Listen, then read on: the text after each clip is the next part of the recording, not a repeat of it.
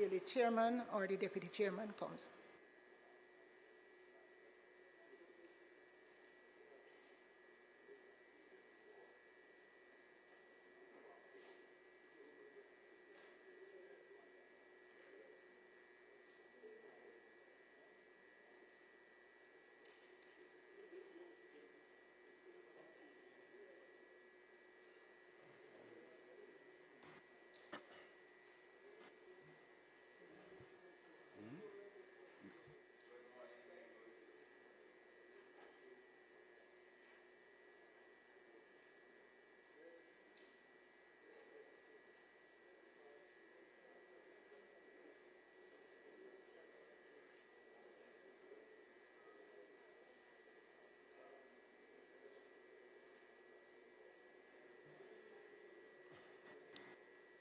Good morning, members, and welcome to the Standing Finance Committee. It is now that time when we start our meeting with prayers, and I'm going to ask Mr. Chin, Member Chin, to lead us in prayer.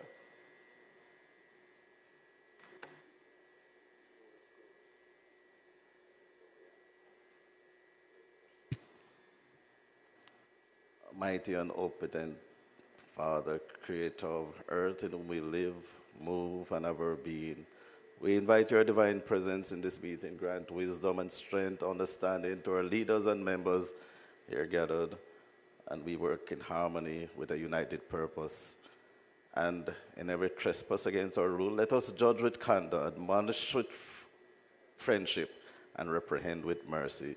These and other mercies we pray in thy precious name. Amen. Thank you, member. Members, you would have remembered that on the 15th day of February 2024, the House of Representatives by resolution referred the estimates of expenditure 2024-2025 for the financial year ending March 31st, 2025. The Jamaica Public Body's estimates of revenue and expenditure for the year ended March 2025. The Government of Jamaica Fiscal Policy Paper for the financial year 2024-2025. The Medium-Term Debt Management Strategy for the financial year 2024-2025 to the financial year 2027-2028. The revenue estimates 2024-2025 for the financial year ending March 31st, 2025. The tax expenditure statement 2024. The Jamaica Mortgage Bank estimates of revenue and expenditure for the year ending March 2025. The public consolidated estimates of expenditure for the financial year ending March 31st, 2025, which were all laid on the table of the House on the 15th day of February 2024. To the Standing Finance Committee of the whole House of Representatives, consisting of all members of the House, for consideration and report. This committee is now ready to start its deliberation, and I ask the Leader of the House to inform us how we will proceed.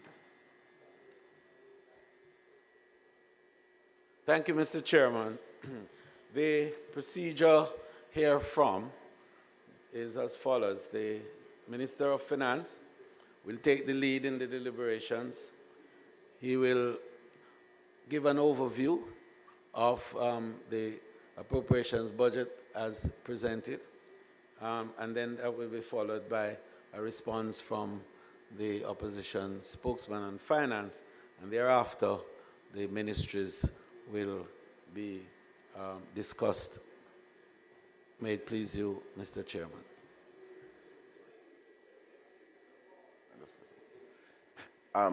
Chairman, I want to signal to my colleague that perhaps one of the things that we need to deal with urgently after we've done the budget this year is the standing orders committee, because I believe that there has to be a fundamental change in how this committee and others operate. I was this morning trying to do some research on last year's Standing Finance Committee and realized that we really don't keep notes of these meetings. We don't have the Hansard.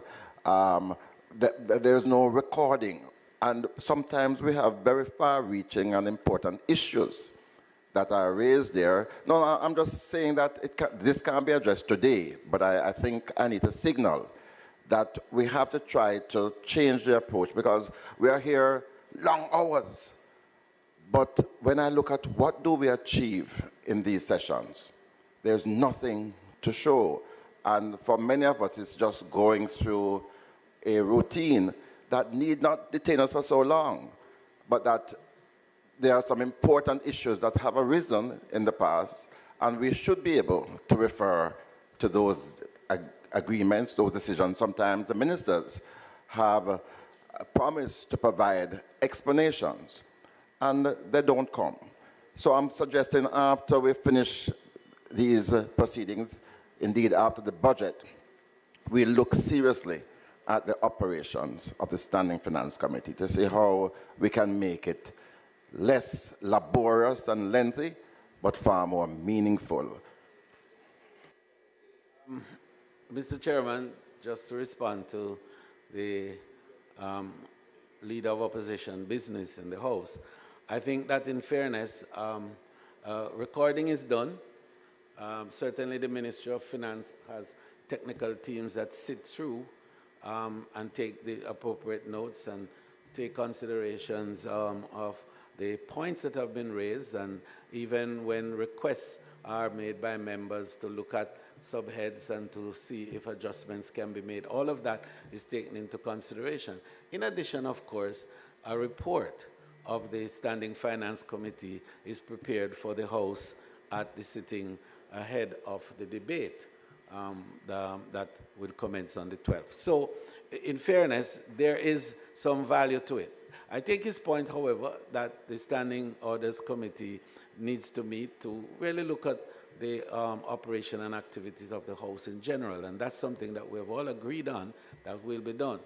But the length of time and the extent of interrogation that happens in this House at this committee level is really at your feet.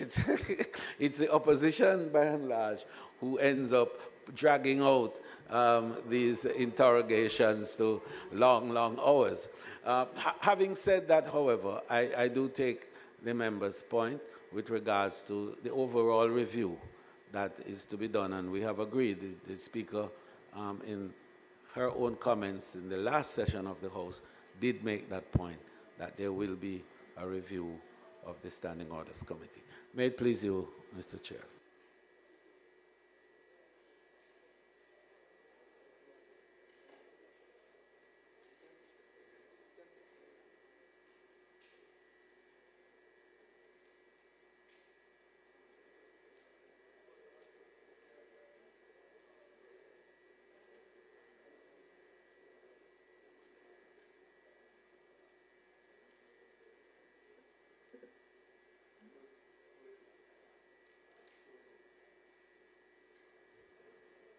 So, Mr. Chairman, I'm going to, in agreement with my opposition counterpart,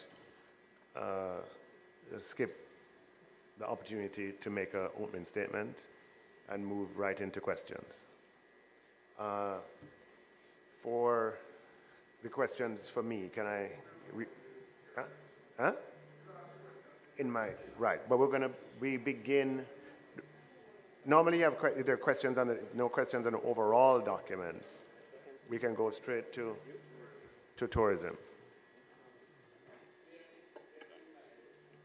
Chairman, bearing in mind that the budget would have already been perused for the last 2 weeks by the Auditor General's Department, and much of the concerns, no doubt, would have been provided by way of their own report on their perusal of the budget. So, no, normally, if there are particular issues, it would be raised with the Ministry of Finance, and they would clear it before it actually comes here for these discussions.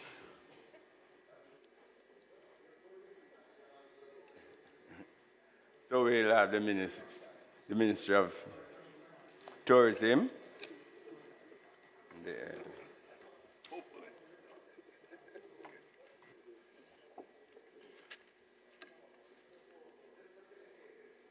Yes.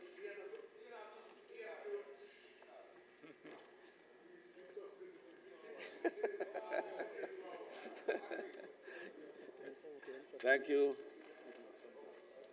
Thank you. Thank you. Thank you, Mr. Chairman. Colleagues, the Ministry of Tourism for the fiscal 2024-25 is looking at a budget of some $13.847655 billion, the largest budget that the Ministry of Tourism has ever had.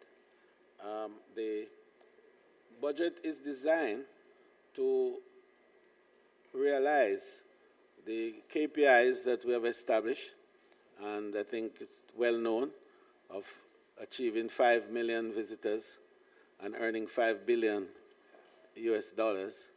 by 2025. And we call that, in fact, our acronym there is 5 by 5 by 5. So far, to report that the achievements against those KPIs have been satisfying. Last fiscal that now closes, we're looking at some 4.2 million visitors and $4.1 billion in earnings. For 24-25, it is intended to increase that to 4.529 million visitors and 4.8 billion earnings. Madam Chair, welcome. So, Madam Chair, just to indicate that we would be just about 200 million shy of the 5 billion earnings, which will definitely be realized in 25-26 fiscal year to satisfy that projection that we've made. Cruise tourism has bounced back, and we are just really back to 2019 levels in terms of our projection for 24-25 at 1.3 million. And of course, we are projecting to break the 3 million barrier for stopover arrivals for the first time in the history of Jamaica. And the importance of achieving 3 million stopover is significant in that at that point, the ratio of visitors to locals will be 1:1. And the flow-through effect in the economy is now going to be realized in a really meaningful way, because that type of earning drives a level of demand, and the demand is being supplied through the activities of our local personnel. Yes, we do have an external factor in terms of items that we don't produce in Jamaica that we would have to import. But there is a growing energy on the supply side. And the budget in its detail will speak to programs and strategies that we will be employing to build out on the supply side, to strengthen the supply side. Part of that policy arrangement is to establish a supplies logistics center in the SEZ, and that is already in train. We have established a team led by Wilfred Bagaloo that has a number of the top suppliers of tourism goods and services in Jamaica on that team, and they are now working through the details of making the appropriate proposal to the Minister of Finance with regards to that activity. The importance of that is to also create a different type of skill sets within the tourism space, because now logistics, now packaging, now tourism workers are going to be trained within that space, because the supplies are not just about goods, but services. And so we are going to be training personnel for procurement and other areas of tourism activity that now can be exported to other regions within the tourism space. So Jamaica will be the center for it. In addition to that, the UNWTO and ourselves are partnering to establish a regional tourism academy. And that academy will again look at training wider areas of skill sets, and particularly to look at the new skill sets that are going to be required for the tourism of the future as we see it. Tourism of the future, of course, is going to be heavily driven by AI, and the digital as well as virtualization are going to be big, big parts of what the tourism experience of the future is going to be. So our workers are going to have to be retrained and be prepared to respond to those new demands for the industry. Closing, I want to indicate that the Tourist Board budget this year also has achieved a new landmark. And for the first time, we have $25 million for tourism marketing and development. That has enabled us to now look at market diversification in a new and dynamic way, and to future-proof the demand that we are going to generate for the supplies that we are going to build. In closing, again, I say, tourism is on to a good start for this year. We're excited about the prospects of really making tourism for you and me. Member Robinson. Thank you, Madam Chairman. Minister, I have a set of questions. Under 17,008, which is tourism product enhancement, and under craft development, can you indicate what the expenditure to date has been on the Falmouth Artisan Village, and when it will be opened? It was promised for delivery last year, and I know work is ongoing. And could you also indicate what the expected capacity is in terms of the number of shops and the artisans who will be in those shops? Right. So the expenditure to date from the tourism element of this activation is $370 million, and the completion is expected to add another $199 million. So in the end, when it's all done, and in fact, just to indicate that we'll have 36 shops ready for the 20th of March, so we'll have a soft opening then and a full opening in April of this year. When is the, so March 20th, Yes. the soft opening, people will be With 36 shops. What's the total? 48. 48, okay. All right. Let me move to 17,009, rehabilitation, maintenance, and repairs, beach development program. Yes. Which beaches will be developed, and what is the projected amount to be spent for this fiscal year? We have 15 beaches to be developed, and the projected expenditure is $140 million. 140 million. How does that compare with what you would have done for the last fiscal year? Well, I tell you, the last fiscal year we spent a lot of time doing designs and making, Yes, and preparing for the execution this year. You know, in order to enable the appropriate development, because we are satisfied that it's not just to create a space for bathing. It's going to be an ecosystem, yes, that enables us to enjoy not just the beach, but the facilities also around the beach. A couple of weeks ago, I was with a member from Central St. Mary, and I Pagy. went to Pagy. Yes. Is Pagy Pagy on is this list definitely to on, be done? yes, absolutely. Okay. Finally, okay. Yes, and the designs are practically completed. The next steps are statutory approval from the municipal corporation. The member said he's been hearing that for the last 5 years. So he's hoping that we'll get to some action this year. He says the project is expected to be phased in starting, of course, 24, 25. But NEPA has been very diligent in their work in regards to them, yes. And so we have to be careful that we do it right, and we are always mindful of the environmental integrity that we do not breach. Okay.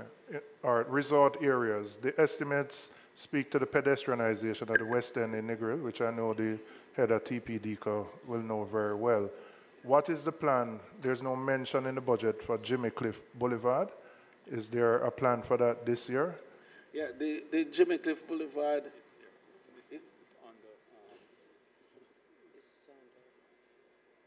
emerging resort. The Jimmy Cliff Boulevard is there. It's on the tourism investment, in fact, at activity 12509, tourism investment. That's where it is. It was slated to start last year, but there hasn't been any movement on it. I must tell you what the situation is. We have had to look at how the streetscaping would be done. And the first concern was, what do you do with the hanging utility wires that are above you? And there was a big discussion with the JPS with regards to what do we do about burying it and the cost. And it really became humongous, $227 million. What, to put them on the ground? To put them on the ground. So we've had to spend a little time on that and work through with them and with the partners on the Jimmy Cliff Boulevard as well. So this year, we expect to move further. And also, we had to look at the whole parking garage now. Where do you put the cars once we pedestrianize the areas and so on? So those are the things that are being dealt with. That are delayed. Yes, and so this year, we expect to start moving with it. And my final question, Minister, is that I'm finding it hard to reconcile with all the revenues that have come into tourism this year, that some of your agencies, in particular TPDCO, is having difficulty meeting its obligations to its contractors. I know certainly of 2 vendors who have completed works and they can't be paid. They've been given dates, one in March, one in April, and it's not unique to the vendors that I know. So I'm a little surprised that there could be a cash flow problem given the revenues that you so eloquently speak of that flow into the coffers of the tourism sector. Well, I think you understand very well how warrants are issued and timing. So you and want so to look to the member in front of me? No. I'm only saying that those contractors will be paid. I was just advised that they have been paid by and large, and all will be completed before the fiscal Not ends. all of them have been paid. Well, I mean, no, I didn't say all has been. I said all will be completed by the end of the fiscal. this fiscal year? This fiscal, yes. Before March 31st? That's the plan. Because they were given a commitment to get some money before the end of March and then some in April. And yes. These are people who have already completed their works. We understand that. But one of the good things about us, that we work with our contractors and purveyors. And I'm unhappy with the comment you made, because that's not typical. Which is why I'm raising it. So we will make sure and that they the find it correction difficult is to reconcile as well. Okay. Member Cousins? Thank you, Chairman. Minister, I suspect Yes. Milk Hold on, River. look, you might call her.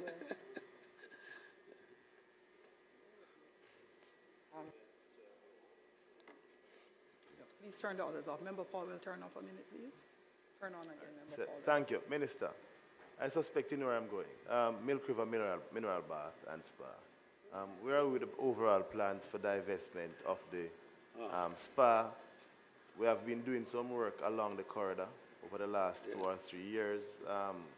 Is there any plan for this year to continue and to improve upon what we have done thus far? Well, you notice that, and you're correct, that we've been trying to improve the physical look and also the safety and security of the area. Certainly roadways we've done good work on, and so on. The issue of divestment is an ongoing one. There are some legal hurdles that we have to overcome, and we're working on them to do that. The other thing is that we have some issues in the immediate area around it, as you would know, some social issues as well. And then we also have to talk with the owners of properties that are, adjacent to or abut and abound our property there.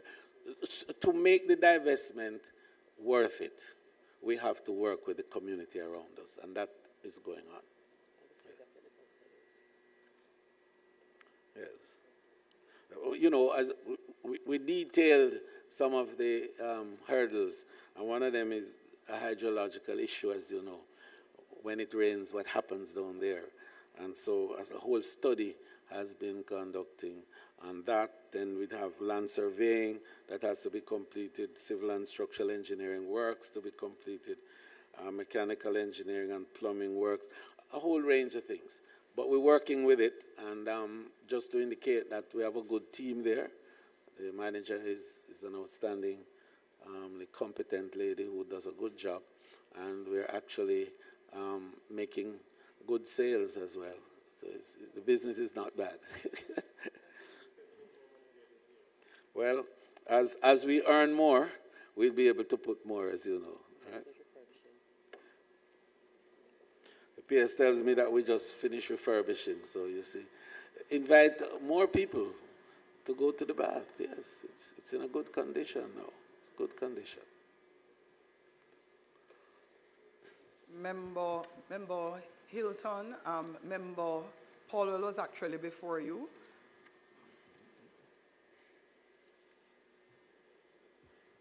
Minister, as a major beneficiary of the TPDCO program, just two questions. I'd like to can that. Firstly, I would like to know, because I can't see it here, what is the allocation for the ensuing year for members of parliament? I know that these statements are usually reserved for sectoral debate Yes. presentation, but for those of us who like the program and want to plan ahead, it is important to, especially when you have a continuation of projects, it's important to know early where we are at, what we need to plan for ahead. And secondly, there are some very good projects, and I can speak of one in particular, where the problem is having established them.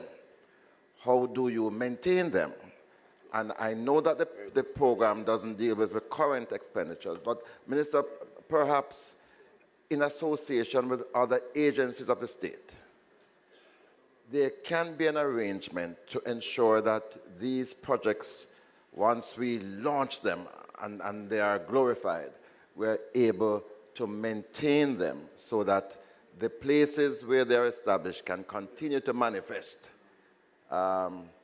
not prosperity, but progress. That's a great metaphor. Progress. Don't worry. Progress. You embrace good things. Yes? So I'm very concerned about that aspect of it. I don't want to see these things go back into ruined, Yes. as can happen. Well, first of all, just to indicate that there will be an increase in the spruce-up allocation for MPs. Leave it at that. You don't want to take everything from my presentation. later on, right?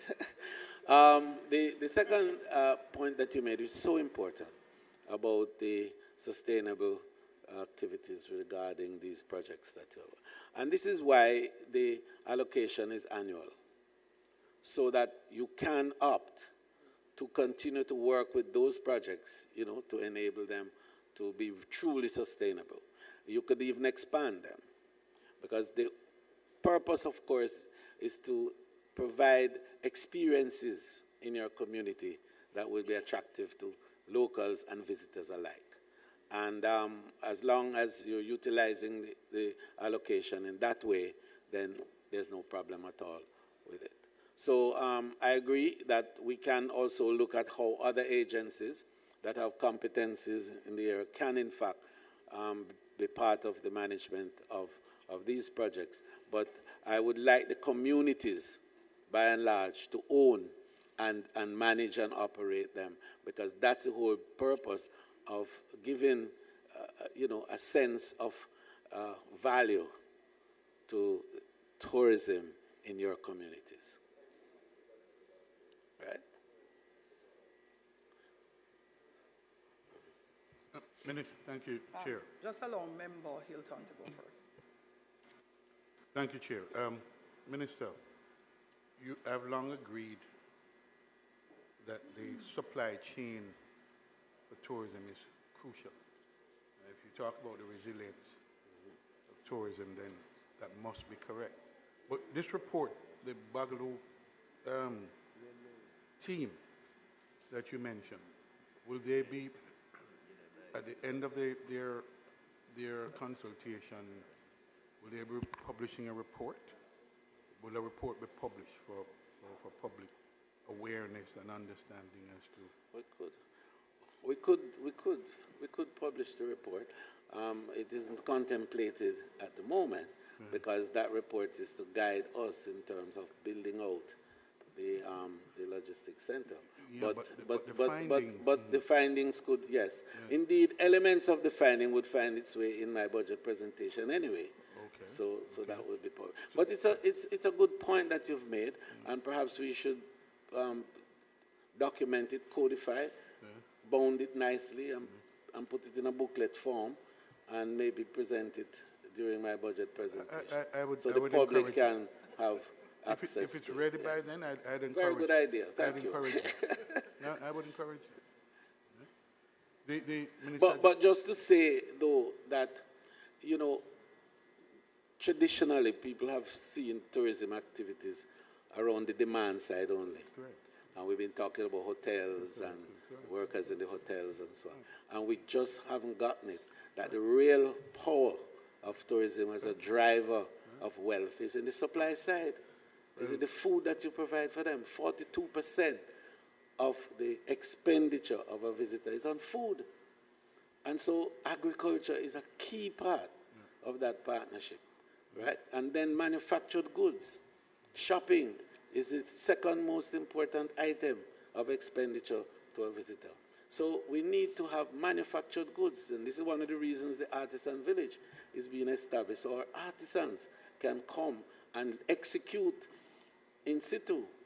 So a visitor comes, gives a design, goes to enjoy himself and come back, receive the output, pays a price, whatever the price is that the artisan wants. No haggling here. So, you're talking to the converted minister. Okay. Well, I'm glad that you're converted, yes. Well, you would have long known that. But the contingencies, what impact is the advisory from the U.S. having in the sector? Well, you see, advisories are always a cause of concern to every market. And it does cause some skittishness depending on the level that you are given. You know, a level 3, level 4 does cause some concern in the market. The hard, cold facts are that your team is conscious of these things. There are corrections that we're trying to make in terms of some of the areas that have been highlighted, but we are heavy in the market. And Donovan White, my director, and his team have been in the market, I have been there with them at times, but more so connecting with our partners. I leave later today to Berlin to connect with our largest tour operator in the world. I meet with the chairman tomorrow evening to ensure that the understanding of Jamaica as a safe, secure, and seamless destination is not second-guessed. So we have good news to tell you, that despite everything, we are growing year-to-date at 8%. And March has started at 7%. And last month, we grew 6.8%. So the growth is happening. And I make the point that it could be more, of course. But our team is resilient. And we are out there. Jamaica has a strong brand appeal. And many good things have also happened to us, as well as the 42% repeat business that we enjoy works for us too, because people know. We had a line which says, once you go, you know. Yes, once you go, you know. Minister, you spoke earlier about the projections to go one visitor, one-to-one, the ratio, in terms of increasing the numbers of visitors who come to Jamaica. But I'm looking at 17,007 and see that your seat support for this year has remained basically stagnant. How do you anticipate getting to where you want to go without increasing that? I know the brand is there, but in terms of seat support, as you know, is critical to enhancing the industry. Can you explain to us? Excellent question. The fact is, however, that seat support is in relation to new gateways that we are opening. And so the rate at which you open these gateways is a function of the expenditure that you make. We have a connectivity situation with our main market that is enviable. Jamaica is the most connected destination in the Caribbean for the U.S. market. So existing gateways are not incentivized. And so based on our projections for the new markets that we're going into Asia, more so India, you'll see some notes on that, and South America, and we're going to go heavy into South America. We're moving a team in there next month, and we're going to do Brazil and Colombia and Argentina and so on. And we're going to strengthen our presence in the U.S. market, Canada, and the UK, and of course Germany. So where you have scheduled charters, you don't need to incentivize. And where you have regular routes that are serviced, you don't need to incentivize. And this is why we think that we will not need any additional budget for the work that will be done in fiscal 24-25. Member Robinson and then Member Hanna. Minister, I know you're committed to the diversification of the industry. My friends in Portmore, and in particular the member from Southeast St. Catherine, they've been advocating for the development of Port Henderson Road. I think that's the proper term, so that you can expose your tourists to all the offerings that Jamaica has. What are the plans for Port Henderson Road? The member from St. Catherine's Southeast has been in consultation with us on how to develop that area. And you know, seriously, the whole business of city tourism is an area of great emphasis that we're going to have in the fiscal to come. Only yesterday, in fact, we had a discussion with an investor who is into city tourism and wants to build hotels in cities. And Portmore immediately invited itself in the conversation. So we think that there is a strong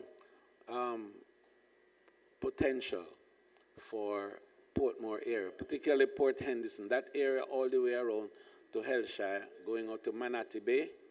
As a matter of fact, no, I know the area because I'm the Minister of Tourism. and among other things, among other things, you have to be familiar with the passions of the people.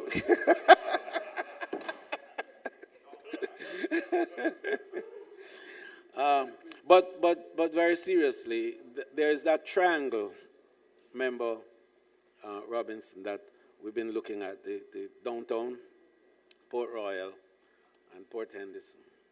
It's a whole area for development to create a new experience. You'll hear more about that down the road as the PM and myself, think it through a little more. But that's a new area for emphasis.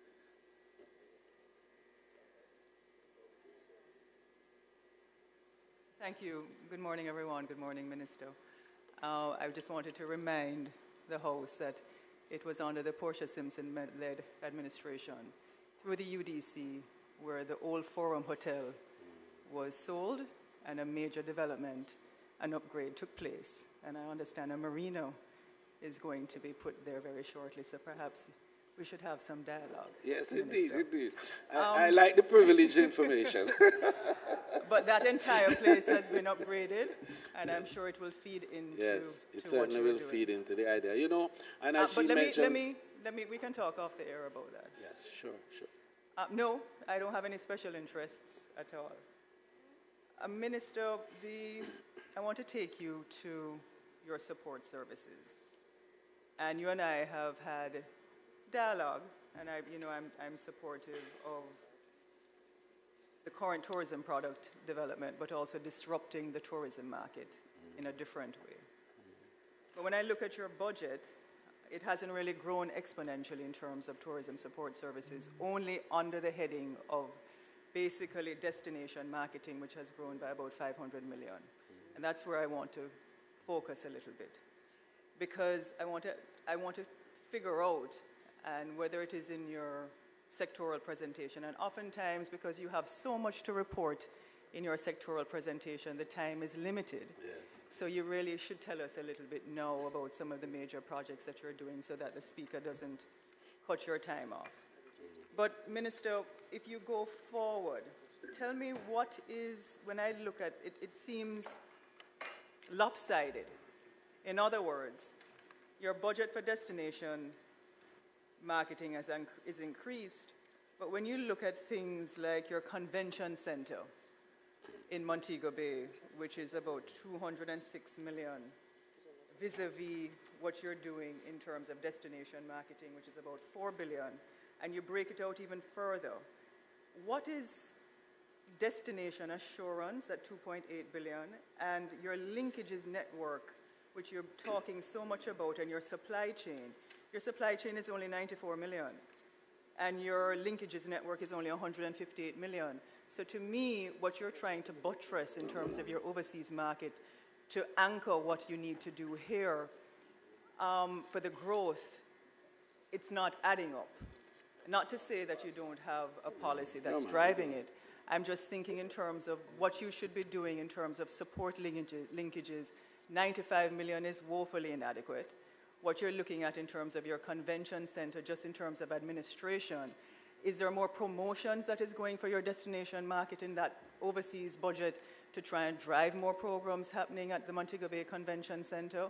What are some of the other things that you're breaking out why your overseas marketing budget has increased, or is that mainly for your travel? Okay. Very good observation. The reality, however, is that the JTB drives the demand for visitors to arrive. The TPDCO manages the expectations of the visitor by way of ensuring a safe, secure, and seamless experience. Destination assurance is the framework that enables all of this. And so what it envisages is a collaborative activity because tourism, as you know, owns nothing but requires everything. And so what we have to do is to create a framework to move with the moving parts and then to have them in a kind of a symbiotic arrangement so that, yes. Hold on, member. You also have the 206 million for Tourism Innovation Center. We're coming to that. So right? with the TPDCO, with the JTB, now you have Tourism Innovation, all of this is adding up. But on the supply chain, your budget is not there to buttress what you need. Well, I'm going there with you because I think what you are looking for is a discrete area with an allocation. Okay, what then are you looking? Because what I'm doing now for you is to show you how all the areas work together. And what we do in tourism is we are facilitators of development and growth. We are not owners of any area of physical activity, but we facilitate and we encourage ownership by the private sector, by individuals, because that's what the industry is all about. So, for example, when you look at what happens with the convention center is tied into the JTB by way of our marketing activities. So you would not see a large amount put for convention marketing because it's under MICE, the meetings, incentives, and conventions, and so on.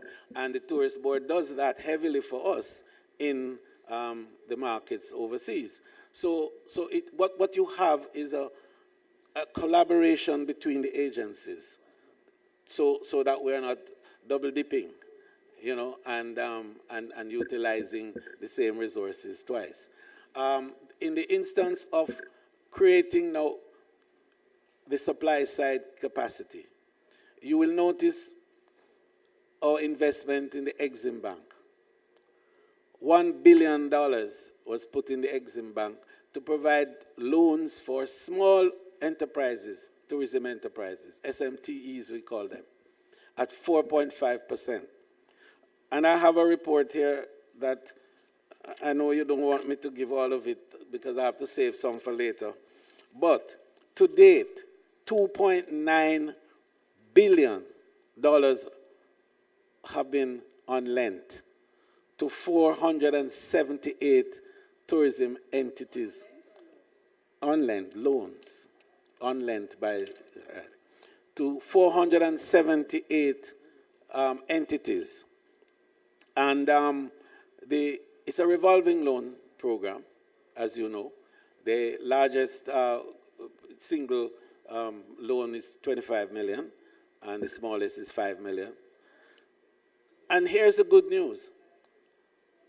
The repayment has been so good that even after we have unlent 2.9 billion, we still have 655 million that is available for further lending. So that has been happening. And this is how we support the linkages program. Because when we do that, Brescia benefits. I could call a number of other names. And only 2 days ago, I was with the farmers from the Penland Castle, the coffee farmers and so on, and the strawberry farmers, and some of them driving BMWs now, you know. When we established the Alex platform, which is a digital platform to facilitate trade between small farmers, 3 to 5 acres, and the hotels. Last month, $120 million of trading took place on that platform with small farmers across Jamaica and hotels. In 2023, $452 million of trading took place with small farmers. So what we are saying is that year to date, nearly $200 million of trading has already happened. So we've gone 50% almost of last year in 2 months. And this is how we are making the linkages work in tourism so the little people, the ordinary persons, can begin to benefit strongly from the industry. So as I said, there's a discrete amount put aside for every area that would sort of appeal to you. But the way in which we are utilizing the resources across the different agencies provide us with the outcomes. And by the way, MBCC has become a break-even operation. You remember when we took it, it was losing 30, 40 million. Now it's breaking even. And we are expecting that in the future we'll be able to reduce the amount that we provide from the Council Fund to the MBCC. Just as Devon House. I must tell you, I'm really very proud of how my team has managed the assets of tourism that are publicly owned. Very, very proud of that. Minister, my final question has to do with as you mentioned, the JTB, Jamaica Tourist Board. And it's a follow-up based on what you said about the back-end linkages, which I commend you for, which is important, especially with our small farmers. What is the policy this year for the Jamaica Tourist Board in terms of promoting Jamaica? And I know it sounds like a broad question, but I'm going to have a little bit more specificity in it. Some of the smaller players in the industry don't get that kind of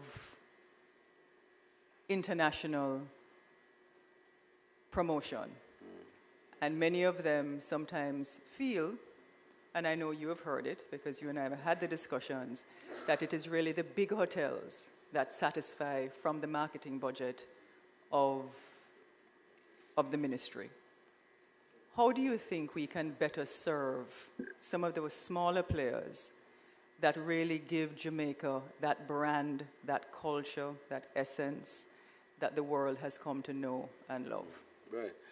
Very good question, because that one has also been one that has occupied our minds in the ministry. Because our promotion and marketing is in two veins. Destination marketing and then product. Right. So destination is about Jamaica, all of Jamaica. So you can't pick a subsector. It's a brand Jamaica that you're marketing.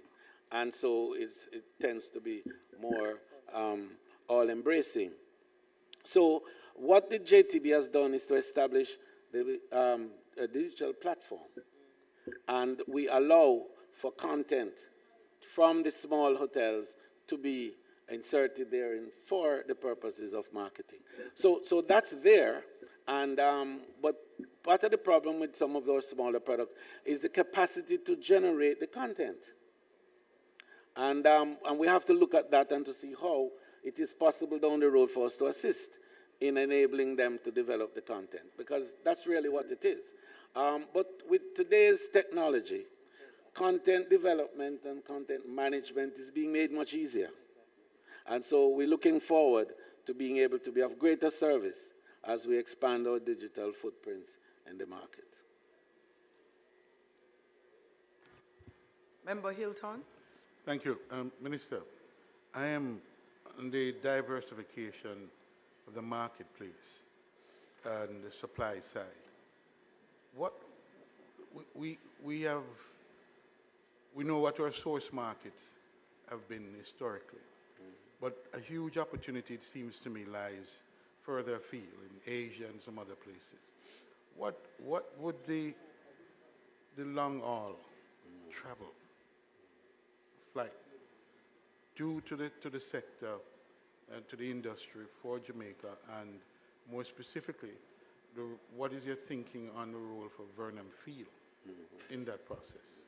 I'm just interested to hear what thought you might have given to just opening up other areas and other areas of opportunity to drive the growth that we know has to happen and continue to happen, and long-haul flight in particular.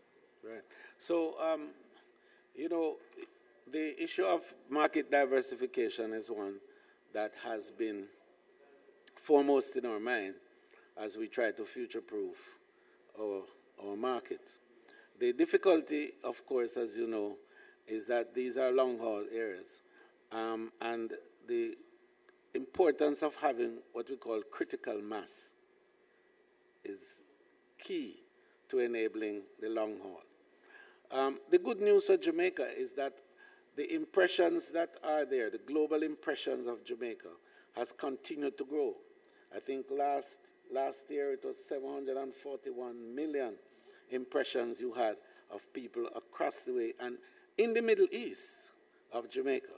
The issue, therefore, is how do you convert that into routes? And the director, as well as the ED for JAMVAC, have been working with airlines and to look at how we can get route structures that will bring those far-fetched markets into Jamaica. There is an obvious obstacle that we have to overcome. It goes back to the critical mass, and that's how do we manage to get destination expansion in the region to enable that critical mass to be realized? How do we get a combination of, say, Jamaica, DOMREP, Mexico, perhaps Cuba in the northern area, to come together with multi-destination tourism activity, in which case your critical mass moves from 2.9 million to 30 million. And then you can begin to talk to these big boys who are having 600 capacity aircraft coming across the Atlantic. So we are working with that. And so whilst we are making our move in India and making our move in the Middle East, we are going to have to focus stronger on the shorter markets, like the United States of America, for example, which still has an enormous capacity for expansion. 67 million people travel annually, and we only get 2. So there's a far way to go with the US. And then there's Canada. And then, of course, there's South America. 585 million people live in South America. And let's say 100 million of that travel, we have an opportunity. So whilst we are looking to the far-fetched markets, we are also focusing heavily on the markets that are around us.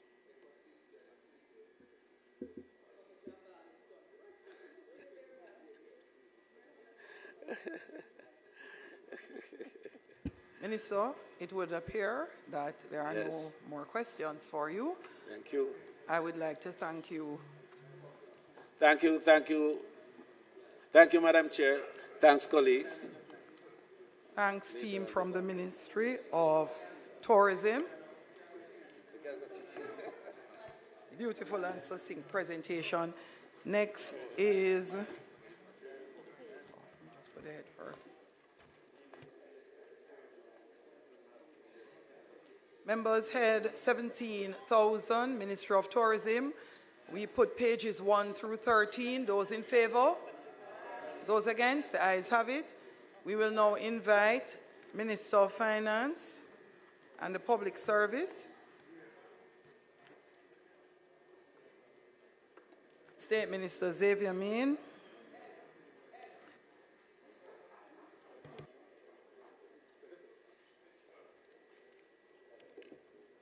Chairman, I'm just inquiring if we're going to be following the ministries. We're going to do cabinet next. Right. So for now, yes.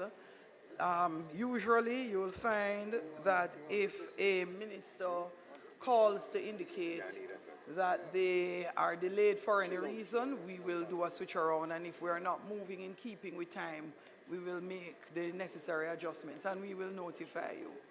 Right, because we do have the spokespersons who would like to be similarly scheduled.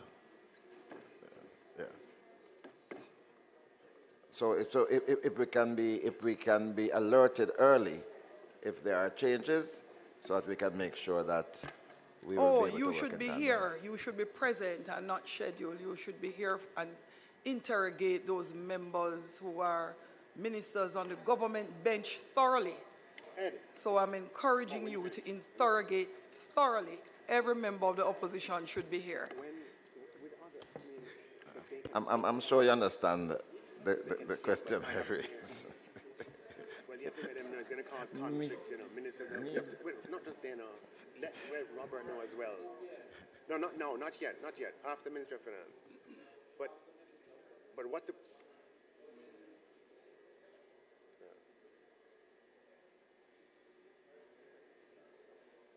Yeah. Oh, should we go... Huh?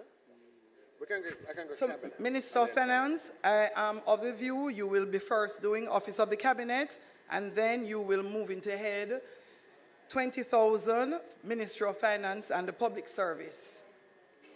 Correct? So, Minister, you may do your preamble. Thank you, Madam Chairperson. I will skip the option for a preamble and move straight into questions. Questions, anyone? Apparently there are no questions on Member 16,000. Nothing on the cabinet. You can go straight to finance. Nothing on cabinet. You may go to head 20,000, Minister of Finance and Public Service. But I am going to just still take the pages and then we will go. I took the pages for Tourism, Minister. You were so excited. So I'll take the pages for Office of the Cabinet. Head 16,000, pages 1 through 5. Those in favor? Those against? The ayes have it. Minister, head 20,000, Ministry of Finance and the Public Service. Thank you, Chairman. Again, I have no opening comments. We can move straight into questions. Member Robinson, I'm sure you have questions. I would just ask the member to indicate the head page. 20,000. Turn your mic on, please. Just to indicate the pages from which the questions arise. Sure. I have some, because some of them come from the fiscal policy paper, so I'll just ask broad questions, and I think some of my colleagues will have other questions as well. In terms of the projection for economic growth of 2.1%, there are a number of negative headwinds in the global environment, including the uncertainty in terms of oil prices, the shipping crisis, both in the Red Sea and the Panama Canal. What are the measures that the government is taking to mitigate against the potential negative impact that these may have on your projections for both inflation and for economic growth? So, I mean, in terms of negative headwinds, member, I mean, negative headwinds that can affect economic growth, many of them are outside of our control. These are factors that respond to global events and global conditions. But it makes the point even more clearly that, you know, Jamaica, as a small developing state, is vulnerable to a number of factors outside of our control, and that means that we, taking responsibility for that vulnerability, we've got to order our affairs in a very sustainable way, leaving buffers in the event of events materializing outside of our control. Minister, we had a difficulty spending the capital budget in the 23-24 financial year. We are projected to spend an additional amount, leading to 80 billion from central government and I think another 70 odd from the public bodies. What are you doing differently to manage the issues that have arisen, whether they be procurement, whether they be staffing, other capacity issues that have prevented us from spending the capital budget? Thank you for that question. So, you know, it was in some ways providence that that extra space came up because some of the projects were behind, because as I've said elsewhere, we had to do that in order to meet compensation expenditure. The challenges that we have had with, as a government, with having the capital budget be executed as programmed, and this is a challenge just in recent times, you'll recall in fiscal year 2019-20, we executed on $70 billion worth of capital expenditure projects, which was a 95% execution rate, or higher, 98% execution rate as compared to what was budgeted. For this fiscal year 23-24, the projects that fell behind, as I've discussed with you before in this House, primarily related to one, procurement failures, not on the side of the government, but on the side of private sector entities selected through a procurement process being in a position where they're unable to fulfill their obligation. Unable to fulfill in a couple of cases because they have not been able to post the bonds that are required, which means we have to do the procurement all over. And in other cases, failure in terms of response to the procurement, i.e. the responses don't meet the criteria and the procurement therefore fails and has to be redone. What we're going to be attempting to do differently this time, member, in addition to some changes that we'll make in some of the procurement processes, but I think the fundamental difference is going to be to try to be in a position where we have more projects available than budgeted capacity, so that if something is falling behind, we can rotate to something else. We'll obviously be clear with those projects that it doesn't mean that this is going through this year, but we have some backups.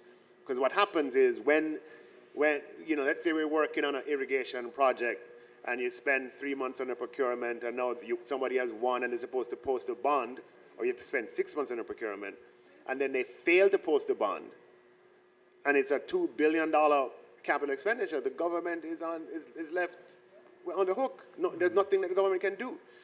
So what we want to try to do differently this year is, while we have the agriculture, and I don't want to dwell on that example necessarily, but while we have that project, that irrigation, procurement, and CapEx, we have other projects that we can execute if something doesn't come through. That is what we're going to try differently this year.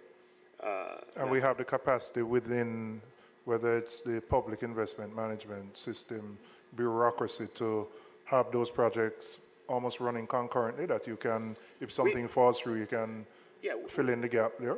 We do. I mean, it requires focus, but there are, I would say, standard kind of CapEx that we can get in a position to be executed if we have, if it becomes clear that we're having problems with other projects. And I'll speak more about that when I make my presentation. But that is the strategy as Minister of Finance and Public Service. It's very important to me for the country. The country, there's nothing that has the capacity to improve quality of life like capital expenditure and public investment.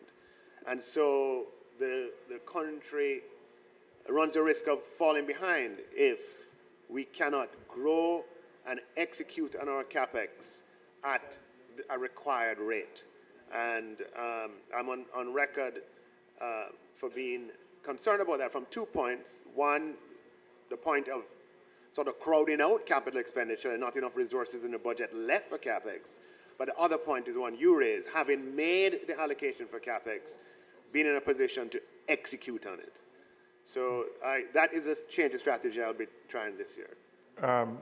Consistent with that, I know this doesn't fall specifically under your portfolio, but what is the approach that the government plans to take to the Spark program from a procurement perspective, particularly given the challenges that we have faced with other roadwork programs like the 40 million that was announced in November 2022. The issue here is, I think everybody, once an announcement is made, our constituents are eagerly awaiting implementation. So how we're going to manage this procurement so we can actually get to implementation in 24-25?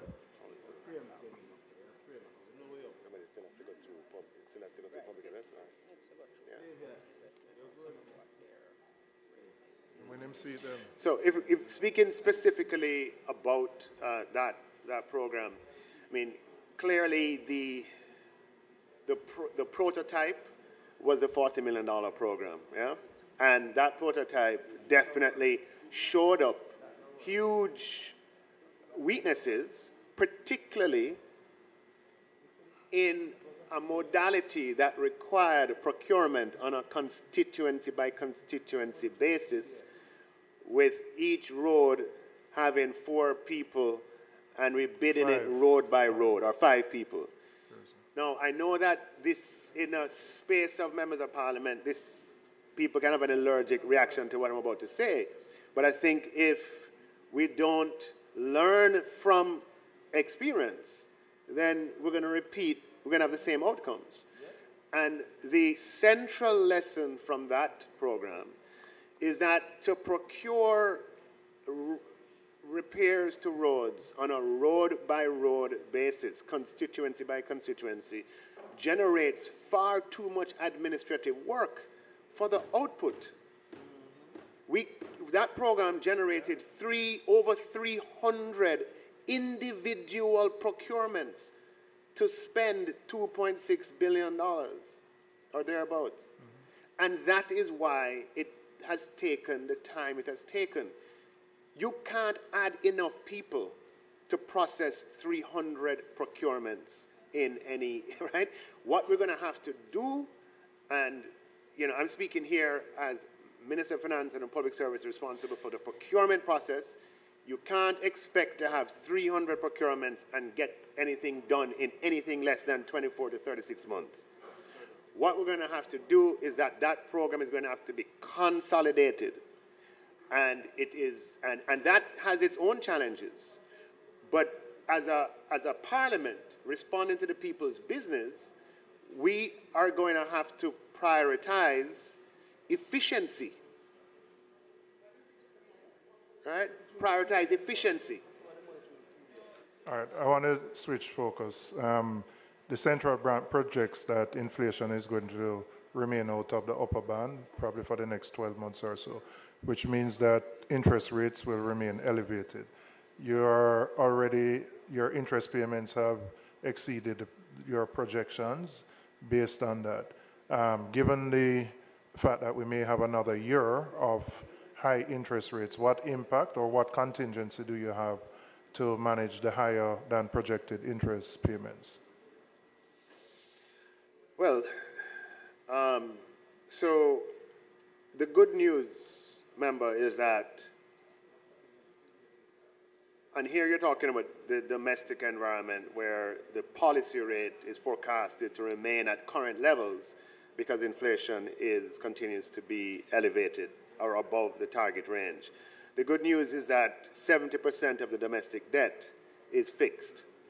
So the sensitivity of our interest costs to the policy rate is, I've been corrected by the FS here, 80% of our domestic debt is fixed.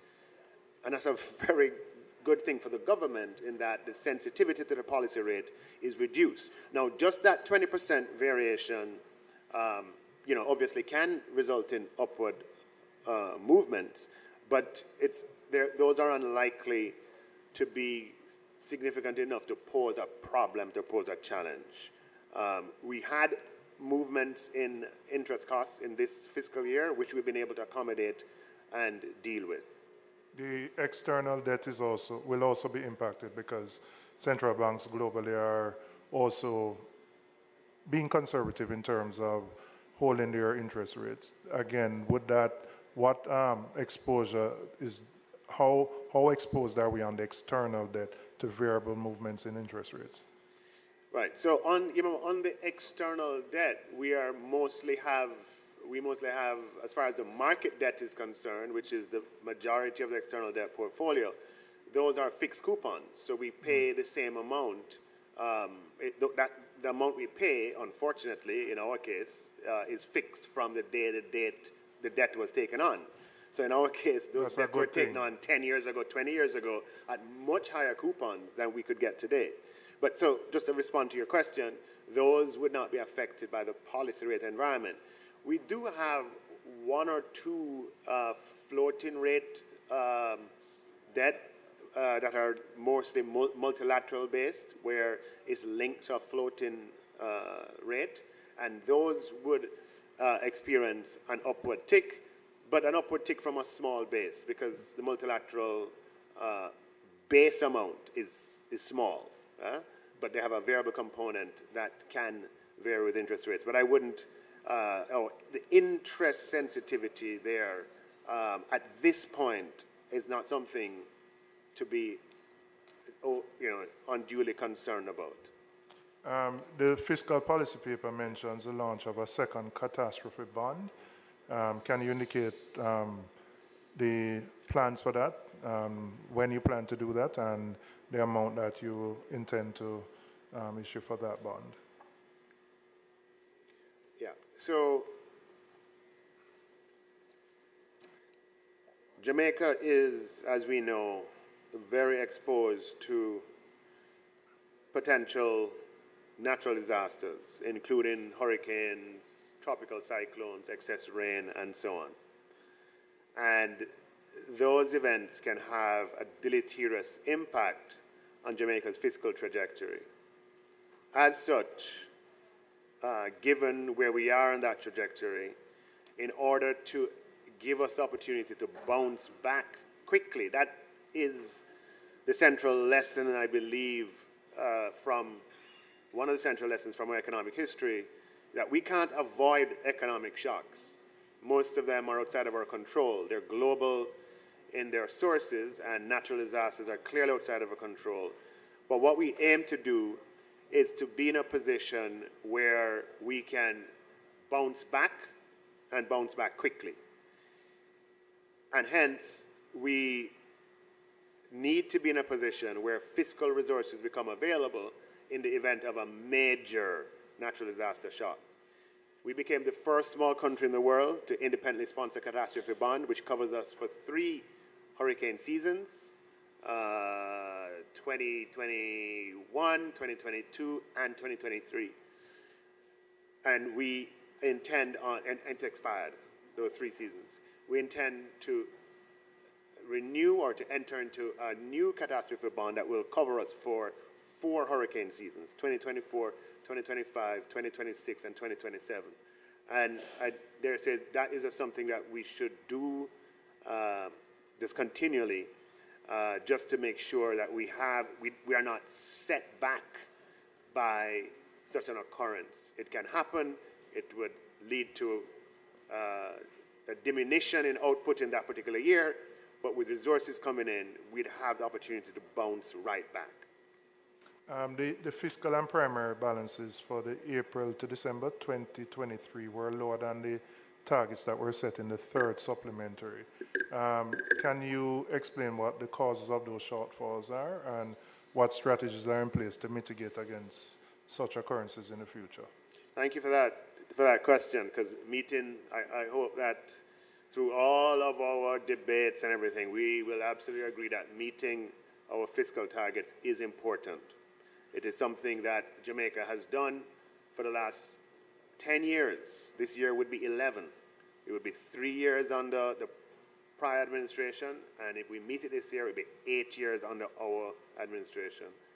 Before this current year of this 11 years, that was not the case. We just set a fiscal target and, it wouldn't be met, so what? And that led us to problems. So I'm happy for that kind of question, because it's important.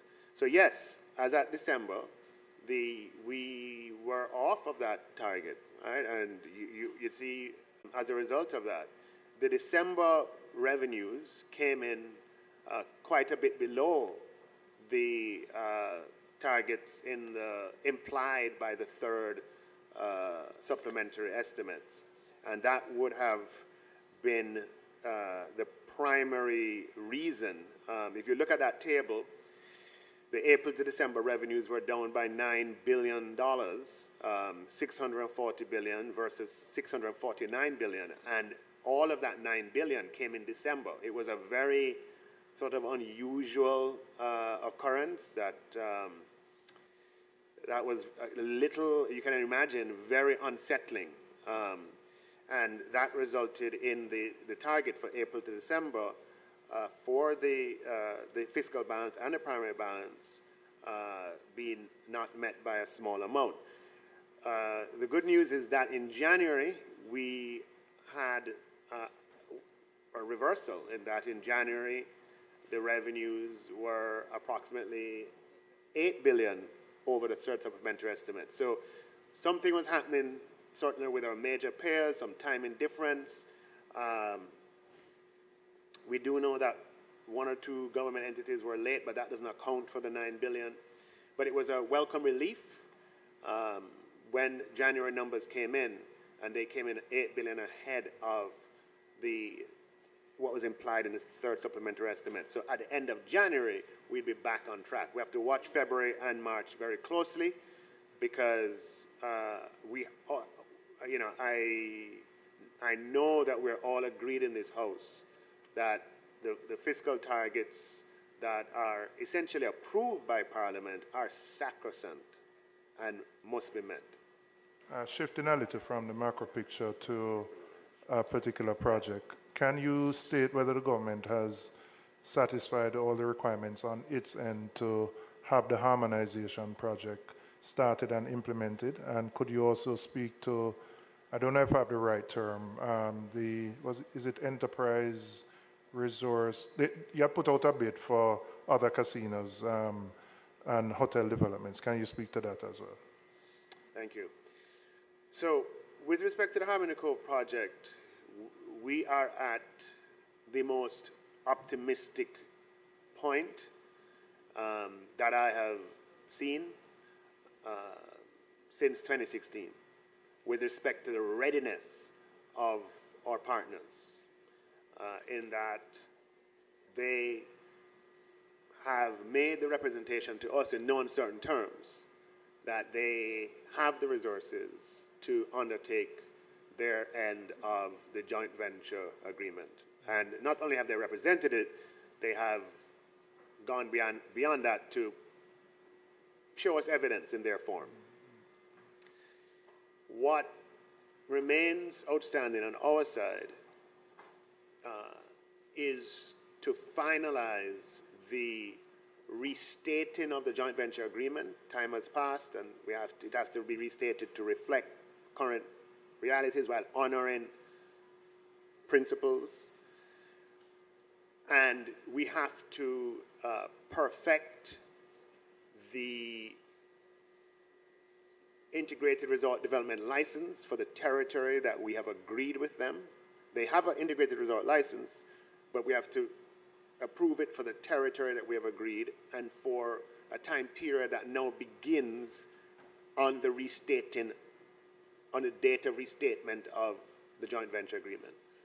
And then the most important thing that remains outstanding is to honor the principles behind the tax incentives that were granted to this project at its inception, and not only granted at its inception, but sort of reinforced by actions and letters thereafter. We have to honor that, but honor it in an environment that is completely different to the environment in which those incentives were given.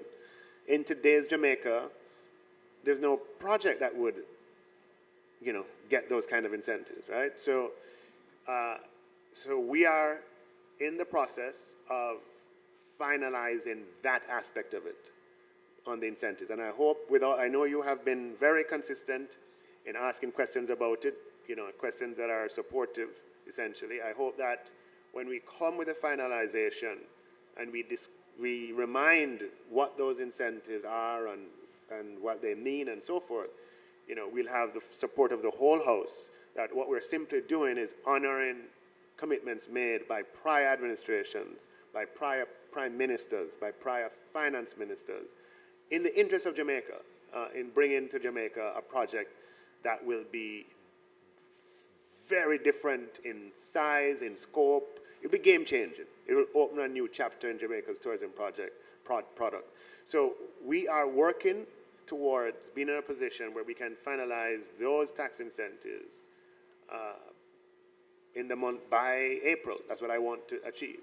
And once we restate the joint venture agreement, obviously that timeline depends on the responsiveness of our counterparty and us getting to a point that we are agreeable to, clearly. I mean, we're not going to just, that needs to be understood. But I'm being transparent about my goals. Once we sign off on a joint venture agreement, then clearly the project is going to have to go and get approvals, local permits, building permits, and so on. And that's outside of the domain of the Ministry of Finance and the Public Service. What about the other licenses? Okay, on the other licenses, we had integrated resort development call for proposals. We received 2 bids. One of those bids has progressed all the way to a license being awarded, and that is for the Princess Hotel in Hanover, where that development meets all the criteria in terms of the size of the development, the size of the investment, $500 million or more, over 1,000 rooms, with 500 of those rooms being luxury rooms, and it's quite exciting. This is the first, and will be the first, notwithstanding the fact that we've had this law in the books for the past 12 years, this will be the first integrated resort development in Jamaica. And that license has been awarded, and the building is near completion. And it's very exciting, I must say. This is, because of the IRD, part of it is in the Finance Ministry's domain, but I must say the enthusiasm that you saw from our Minister of Tourism, I absolutely share with respect to this project. Huh? It is wearing off on you. No, man, the IRD project is a game-changing project. Game-changing. And it will be the first IRD in Jamaica. Now, we have a second application that is working its way through the process. There are matters that are outstanding, and once those matters are provided, we'll be able to move forward. But we have one definitely on the ground and up and coming. We have the Harmony Cove, which will be the second one. And then if this application is successful, it will be the third integrated resort development project. All right, I'll pause. I know my colleagues have other questions.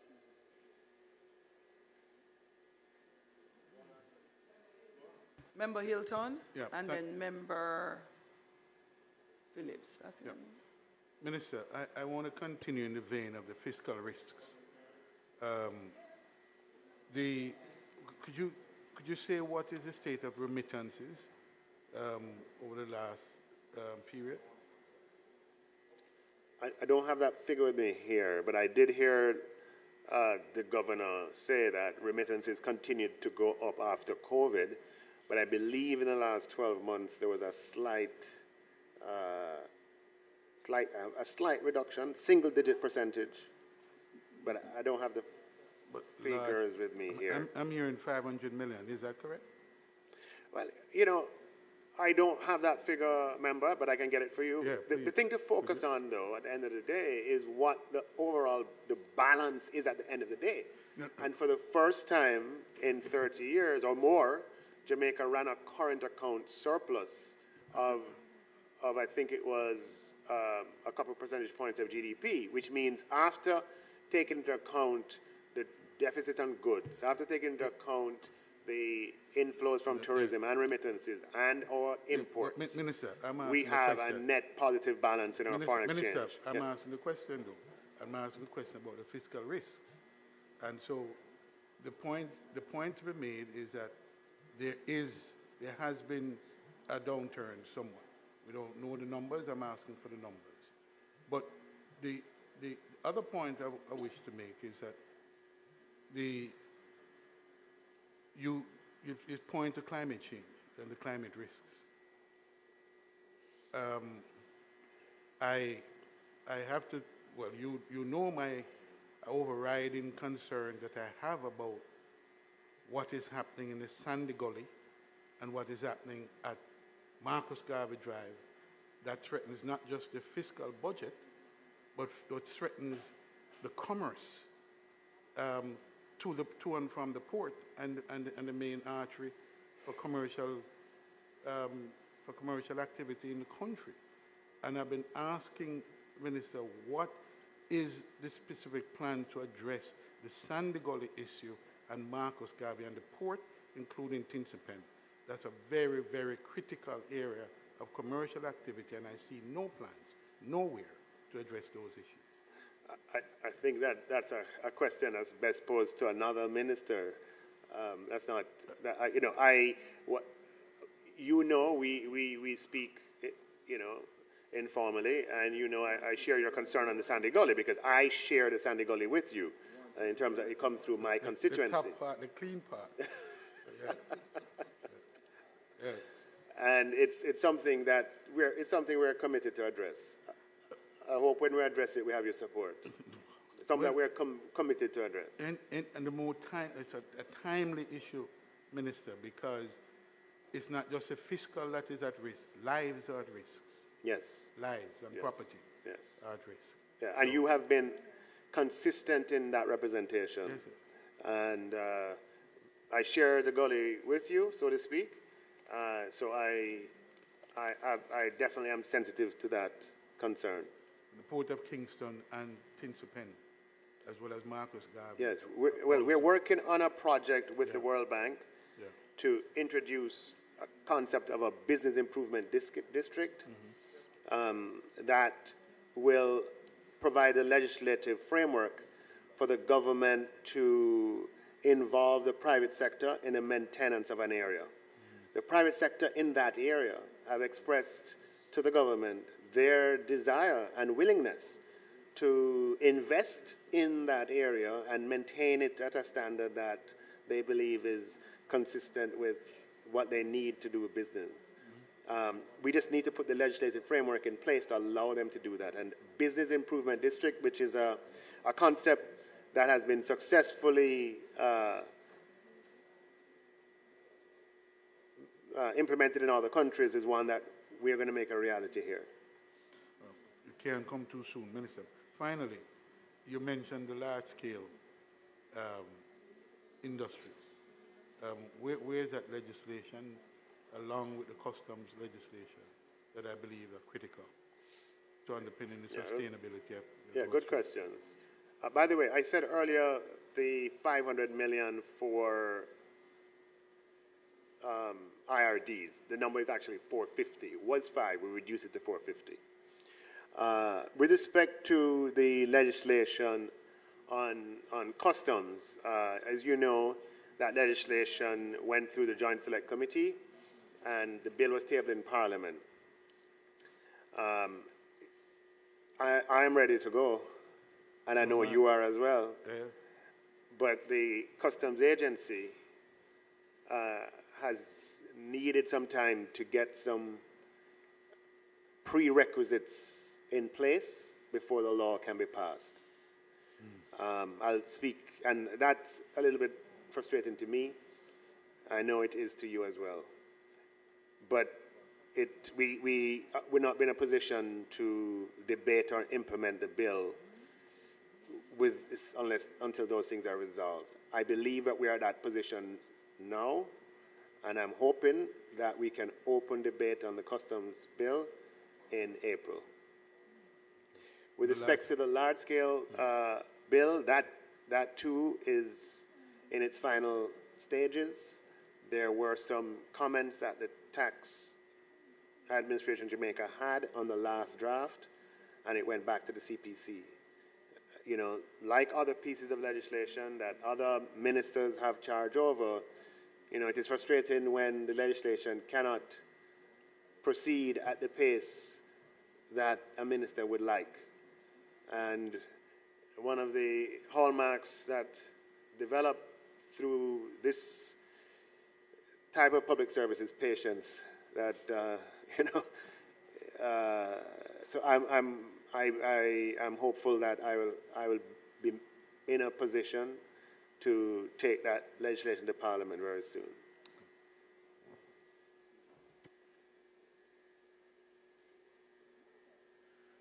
Thank you. Minister, I know the the issue of inflation is under the purview of the Bank of Jamaica. But in October of 2023, the transport sector was given a 35% increase, 19% tranche in October, and a 16% is due April of 2024. And seeing that you had, despite the information that you got from the Bank of Jamaica, reduce the fare box of the JUTC, and seeing that you're trying to contain inflation, can you say if this 16% that is due of April 2024 to the bulk of the operators will be given to the public transport sector? Member, you will understand that is not a matter that I can speak to as an individual. I mean, those are cabinet decisions. We do know what has been announced, but I can't speak to that. All right, I'll await then. No problem.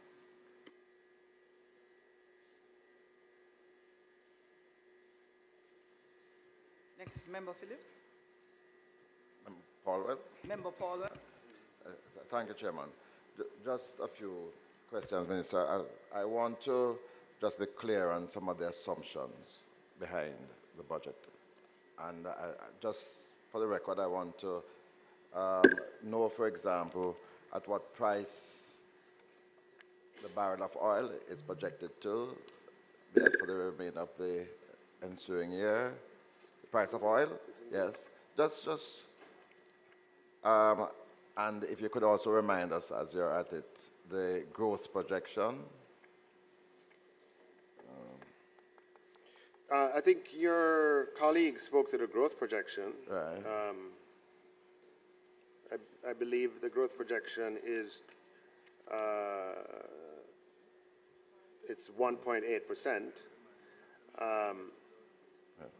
With respect to the oil projection, that is on the first page of the fiscal policy paper. It's on multiple pages actually. Yeah. On page. I just expect, Minister, that it will be at the top of page 12. your head. Yeah. So no, I want people to be able to follow to, because they can access the document online. Yeah. So I'm saying to them, they can find information themselves on page 12, part 2, but it's in multiple parts of the document, and you could have found it there too. Yes. The oil price projection, and let us discuss what I mean. It's 72.4. Sorry, for 24-25, 77.4.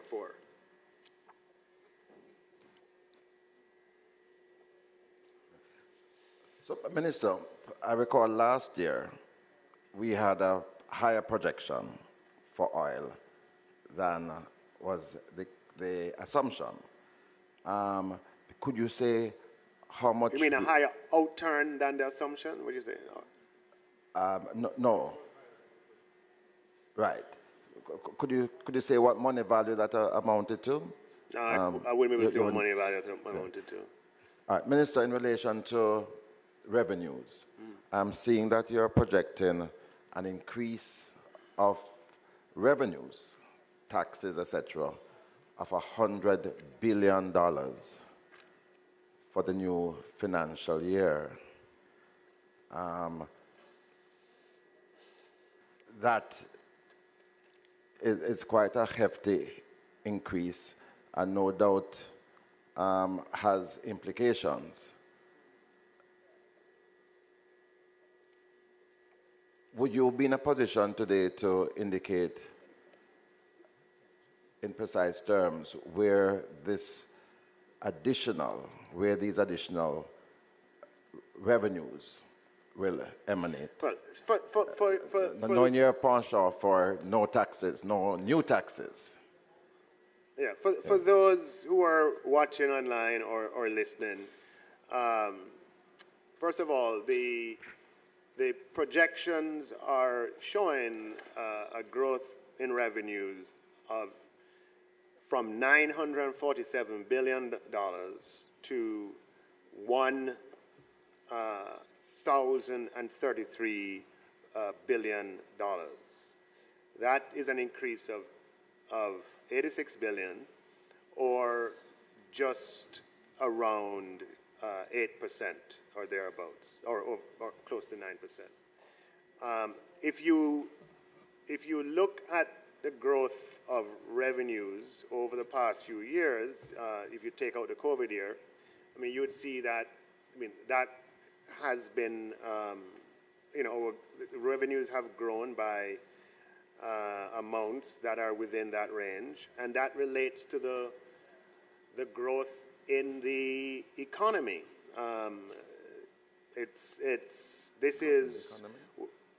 Certainly in the past, this has been without putting any additional strain on any individual in terms of introduction of any new taxes.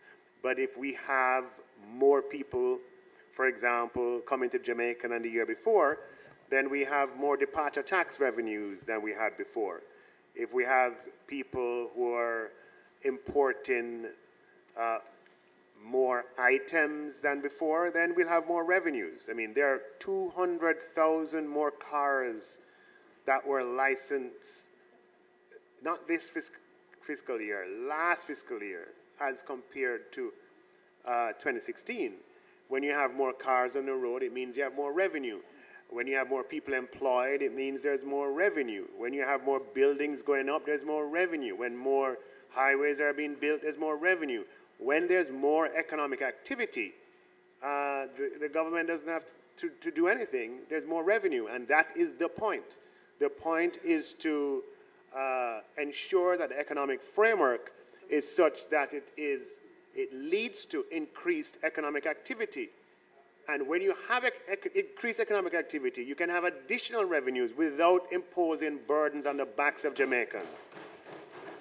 That was a practice of the past, that additional revenues would come from additional burdens being imposed on the back of Jamaicans.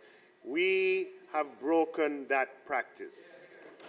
There's one area we have seen, Minister, an additional $1.2 billion in telecommunications licenses. There's an additional amount coming from telecommunications licenses of $1.2 billion. Sorry, repeat that, sir. Yes. You said... There's an amount of $1.2 billion from telecommunications licenses. What page are you on? Just to make sure we're looking at the same thing. I'm looking at page 2 of your Page 2 of the revenue estimates, okay? Yes. 1.2 billion from telecommunication license. Okay, yes? This was not, in my reckoning, anticipated. What new licenses are being issued, and you will recall last year the minister did announce the award of a new player in the telecoms industry. To date, we haven't seen that player being activated. What did we collect from that new player? And what does this represent, this 1.2? Right. Some of your questions are best posed to the minister when he takes his chair. But I will point you to the column that says estimates for 2022-23. You'll see that, you know, on an annual basis, we have had license income coming in, 1.5 billion for 2 fiscal years ago, or last fiscal year rather, and 1.8 billion for this fiscal year. In terms of the estimate, yeah? Yes, so this may point into stuff that's a little different from what you're thinking. Yeah. Well, I think I need to ask the minister. You need to ask the minister, because this is a bit confusing. I don't expect any new revenues coming in. I understand.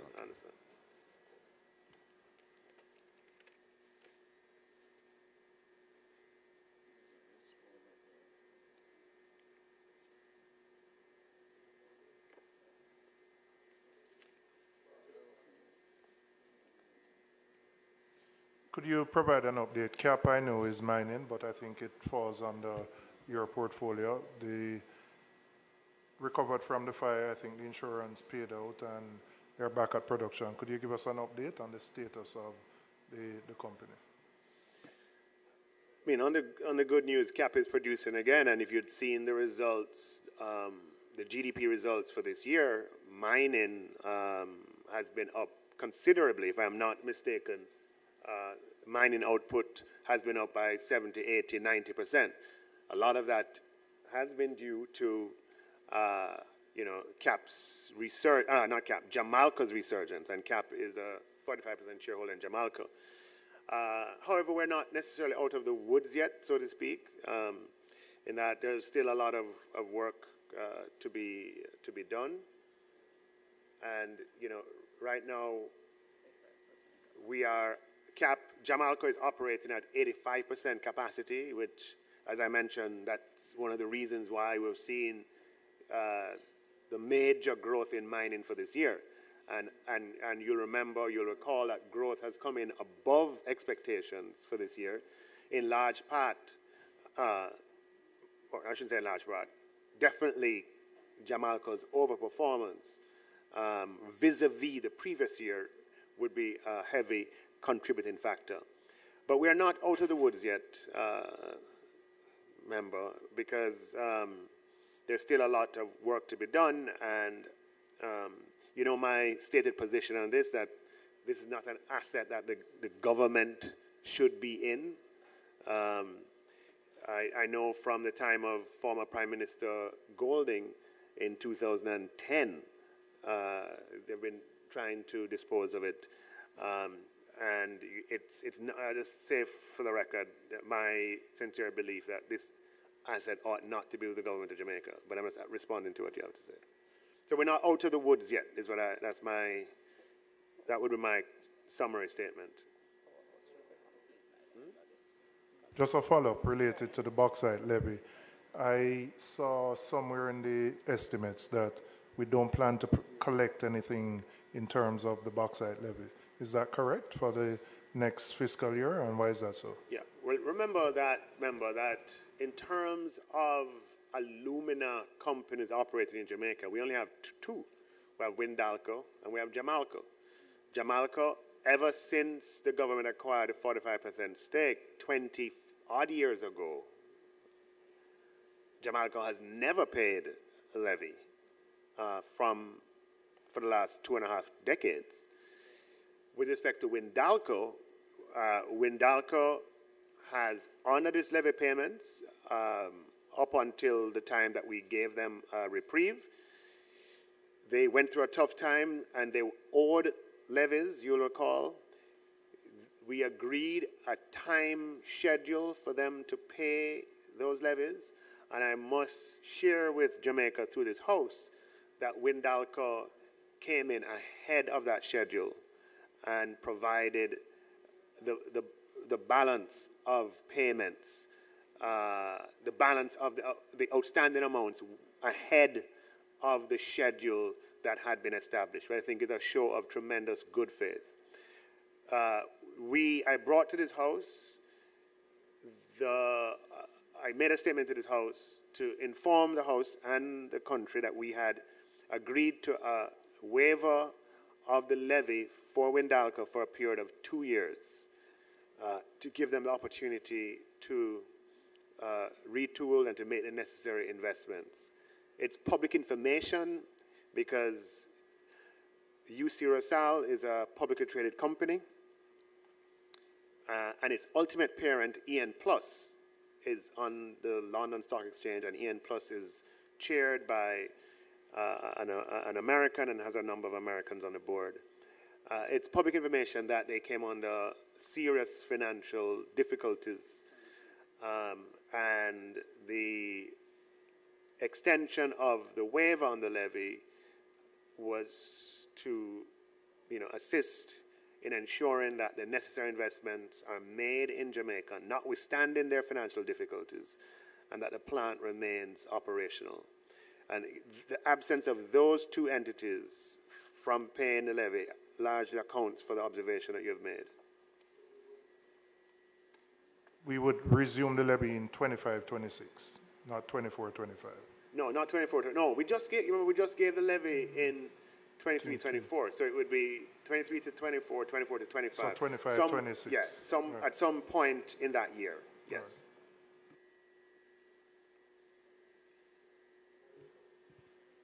Are there any other questions? If there, so we now put the pages 20,000 Ministry of Finance and Public Service, page 1 to 26, head 20,000 C, capital pages 1 through 18. Those in favor? Those against? The ayes have it.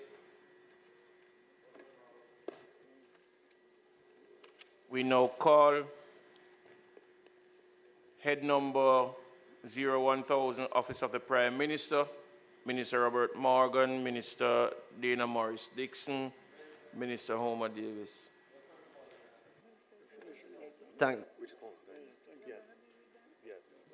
Let's thank the Minister of Finance for their presentation.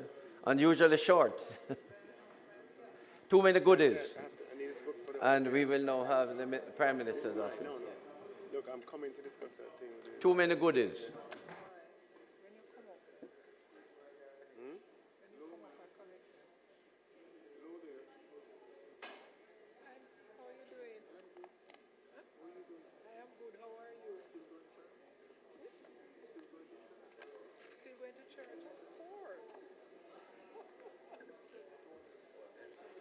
Yeah, OPM.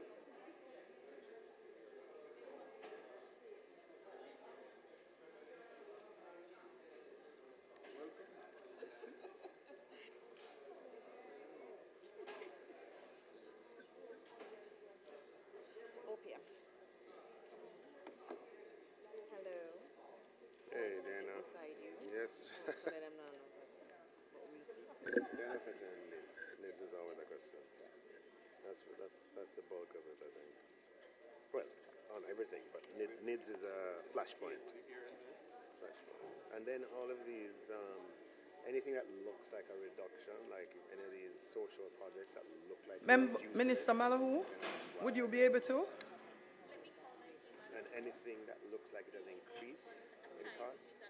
It would be in the afternoon. So once you check with them, please just notify and then we take it from there. Thanks.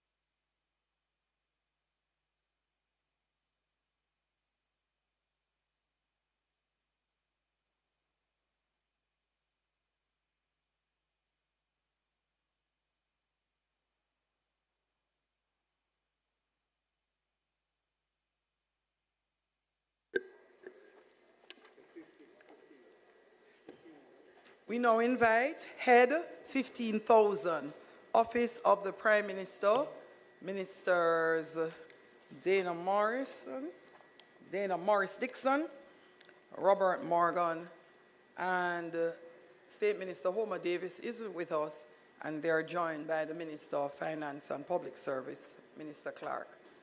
You may proceed. Welcome to the team as well from Office of the Prime Minister. Thank you, Chair. On behalf of my colleagues, we have no opening statement. We could just proceed to questions.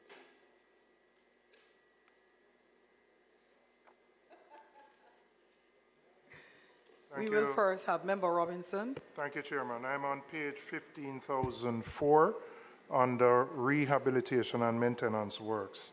And there's a figure. This activity supports the maintenance costs of the Executive Office, Jamaica House, and Vale Royal. Could you indicate what is the sum that is allocated for the maintenance of Vale Royal and what specific activities are taking place to maintain that facility? So we just want to know what you're referring to. 15,004 at the bottom. At the bottom. And you say activity 10205. Yes. So I'm asking a specific question in relation to Vale Royal. Right. So The amount there is for all three. We have not split out the amount for Vale Royal. I know, which is why I'm asking, because as you may have seen in the public domain, Vale Royal is in a state of disrepair, and there's clearly a sum in the budget allocated for its maintenance. And that's why I'm asking what that sum is and what activities are taking place to maintain the facility, which has fallen into total disrepair. Thank you, member. The sum here encompasses the maintenance of all the properties. As it relates specifically to Vale Royal, there has been a lot of public conversation recently about Vale Royal. We're also concerned. And the Jamaica National Heritage Trust is currently in the process of crafting a rehabilitation plan for Vale Royal. That would not be in this allocation here. No, I fully understand that, the monies Minister. the monies that would come from this for Vale Royal is to deal with security, is to deal with the overall management of the property.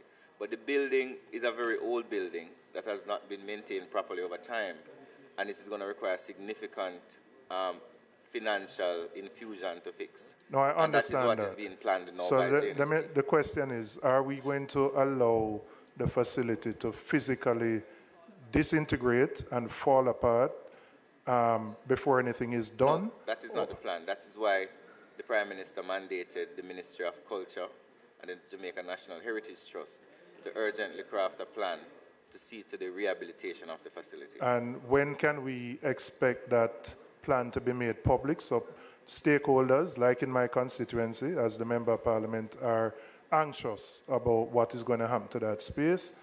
When would we know what the plans are of the government for that space? Well, I'll have to contact the Jamaica National Heritage Trust to see what their timeline is through Minister Grange, and we'll definitely report back to Parliament and to you directly as to what the timeline is. In the interim, while the Jamaica National Heritage Trust does its study or its proposal about the future, what is the plan to just keep it in a state that it doesn't fall apart? Because literally, that's what's taking place right now.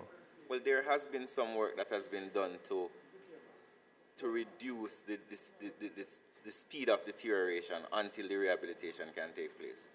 I am aware on several occasions workmen have gone there to essentially stop things from disintegrating. That is not sufficient, and we agree that that is not sufficient, which is why I think the proper solution is a proper full rehabilitation of the property. Can I ask, can you indicate there are assets that would have been in the building, furniture, paintings, other things of that value? Can you indicate whether those are being stored somewhere or whether they are still in the building? So the challenge with the building is not, the facade is what has deteriorated. It is not the internal aspects of the building. A contractor has gone in recently to do some shoring up works. There are people at the building, employees of the Office of the Prime Minister, who do general maintenance of the internals of the building, and the assets that are there are very secure. So they are still physically there. Everything is still physically there. So what you see, that picture that you saw with the frontage, that is not what is happening inside the building. The building is not just the front of the facility. We wouldn't know because nobody has access to it. So, but I just want to know that the assets are protected. There are different categories of assets. Some of the paintings were sent to National Gallery, those that are sensitive to moisture and other exposures. A lot of the furniture is still there. They are safe. A lot of the utensils are also there. They are safe. I remember there are also buildings at the back, concrete facilities around there that are very secure. Is there going to be any public input from the Jamaica National Heritage consultation so that the public can have a say in terms of what the building, the future of that facility will be? We will have to. I mean, we could never, as a government, seek to do a rehabilitation of such an important landmark without the contribution of the persons who live in the community and other interested parties from across the island. So there is no intention of doing any work there of any significant nature without especially consultations with you as the representative. And can you give us a time frame? Is this 24, 25, 25, 26? When we're talking about? As I said to you, I would have to contact the JNHT to hear what their timeline for their plan is. And then when they get back to the office of the Prime Minister, we will definitely reach out to you before to let you know how long they're going to take to do their planning, as well as what the plan for the government is after we receive the plan in terms of consultation and in terms of engagement with various stakeholders. All right, I'll pause here. I know my colleague wants to follow up on this matter. Hi, good morning, everybody. Morning, ministers. I want to pick up where my colleague left off, because this is, Minister Morgan, you would have known that even in the House, in certain sessions, we've had this discussion about Vale Royal. And I know you say JNHT is going to be responsible for it through the attending minister, which is Olivia Babsy-Grange, Minister Grange. The problem, though, is that while you have the 57 million in the Office of the Prime Minister, which is required to have the maintenance, it is a Jamaica National Heritage Site, as we do with many sites across the country. But in the budget for JNHT, in the Ministry of Culture, there is no increase there. So I think what we're trying to find out, and this is not it's not a contentious issue, because for me, this is one of our, this is a site that talks about our democracy and my patriotism. So as a member of the opposition, I'm not here to be cantankerous about it. But what I want to hear from you, is it that we're going to have a special grant that comes to the Ministry of Culture? Is it that there's going to be a special committee that is put in place? Because this is going to require not the 10 million I see in administration here for the JNHT, or the I think it's something like 400 million for all of the sites across the island. This is going to, 100, I don't have my glasses. This is going to require specific funds, so that when people drive in that quadrangle from Jamaica House, or somebody comes and says, well, this is the office, this is the home of the Prime Minister, or this is where we have special events. What I'm trying to get from you, Minister, is, and the country is trying to get it, would you be prepared to say that this is going to be a special project of the government with the required funding that is important towards it? Because in either part that you speak to, there is no funding there to do what you say will be done. So thank you for that question. And we share your the implied view that you're expressing of the important symbolism of this very important Jamaican monument.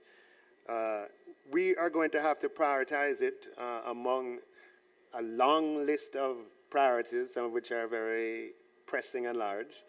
But we can't allow this to fall apart. And we will make sure resources are provided to get it done.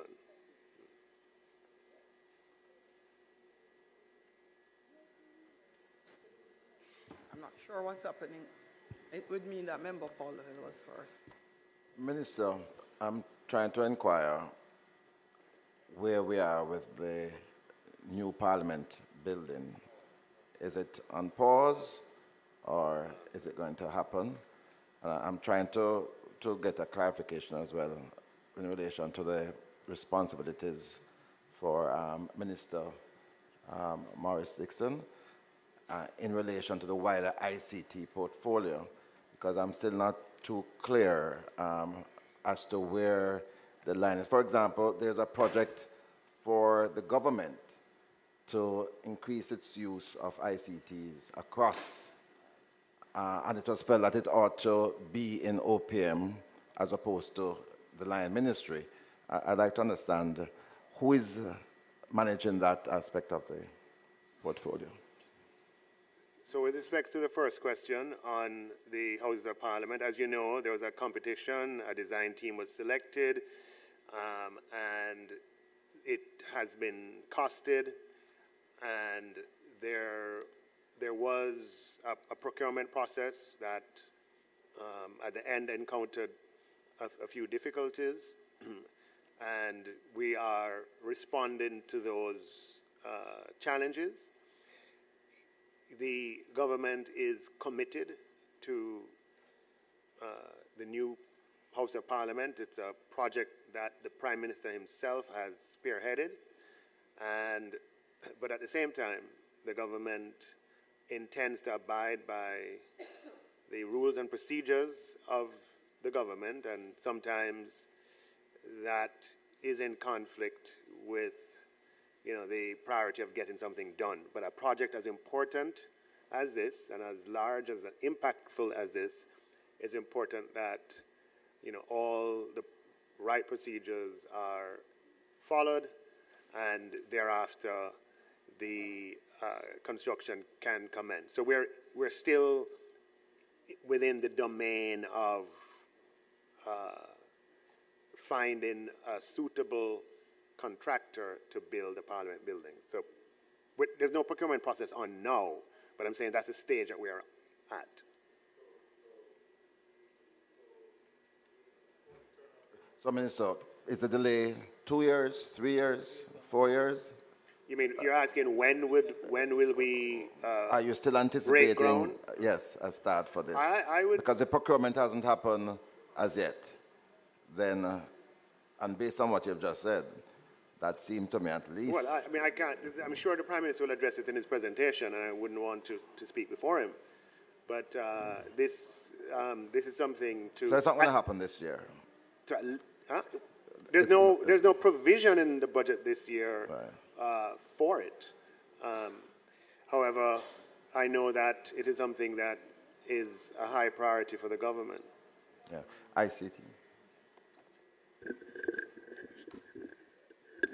Thank you very much for your question of seeking clarity in relation to the responsibilities vis-a-vis technology. So what has been done is that a kind of portfolio called digital transformation has been established at the Office of the Prime Minister. And it's been put there because of the importance of the area in relation to not just in terms of the delivery of government service, but also generally in terms of Jamaica moving with where the globe is going. And in addition to that, it was put in the Office of the Prime Minister also because we understood that there are synergies across every single ministry, and every single ministry has a part to play in this digital transformation of government and also of society. And so in terms of the actual areas that fall under this rubric, we would have the NIDS project that had previously been housed at the Office of the Prime Minister. Also, eGov now resides within that portfolio. We also have the broadband project, the broader broadband project residing there. Data protection is also a part of the framework, as is Jamaica Post. So those are the main areas that fall under the portfolio, and as you can see, all of those are really critical elements that working together do set the stage for a lot of the work that we want to do, from making the delivery of government services more efficient and incorporating new technology across the government space, to looking at how, in terms of the infrastructural framework in Jamaica, that we have the infrastructure in terms of broadband supporting this digital thrust that we are on.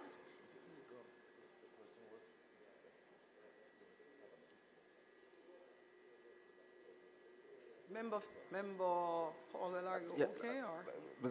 The Chief Information Officer resides in your ministry or ICT? Correct. Okay. Is that person in place? That person has been in place for a bit over 1 year, and that person is the one that is leading on the implementation of the Data Protection Act. If we look on their website, they have a website which has a lot of information on the data protection laws and how to implement it. On social media, we've seen the Information Commissioner quite active there, and we've done a lot of sensitization sessions across various business sector groupings to look at how we can implement it more successfully. And I'm very pleased to note that even the implementation that was done on December 01 came out of active collaboration and consultation with the private sector groups in terms of how do we implement something that has such far-reaching implications for Jamaica. And those consultations and discussions will continue because an act such as the Data Protection Act is pretty fundamental to this digital transformation that we're doing, and it's important that we take the business sector along with us and keep getting feedback from them and implementing based on the feedback that we do get. Are you okay with that, Member Paulwell? Next, we will have Member Hilton. Thank you, Chair. Ministers, my area of inquiries in the integrated community program that is in 15 capital project 15C, pages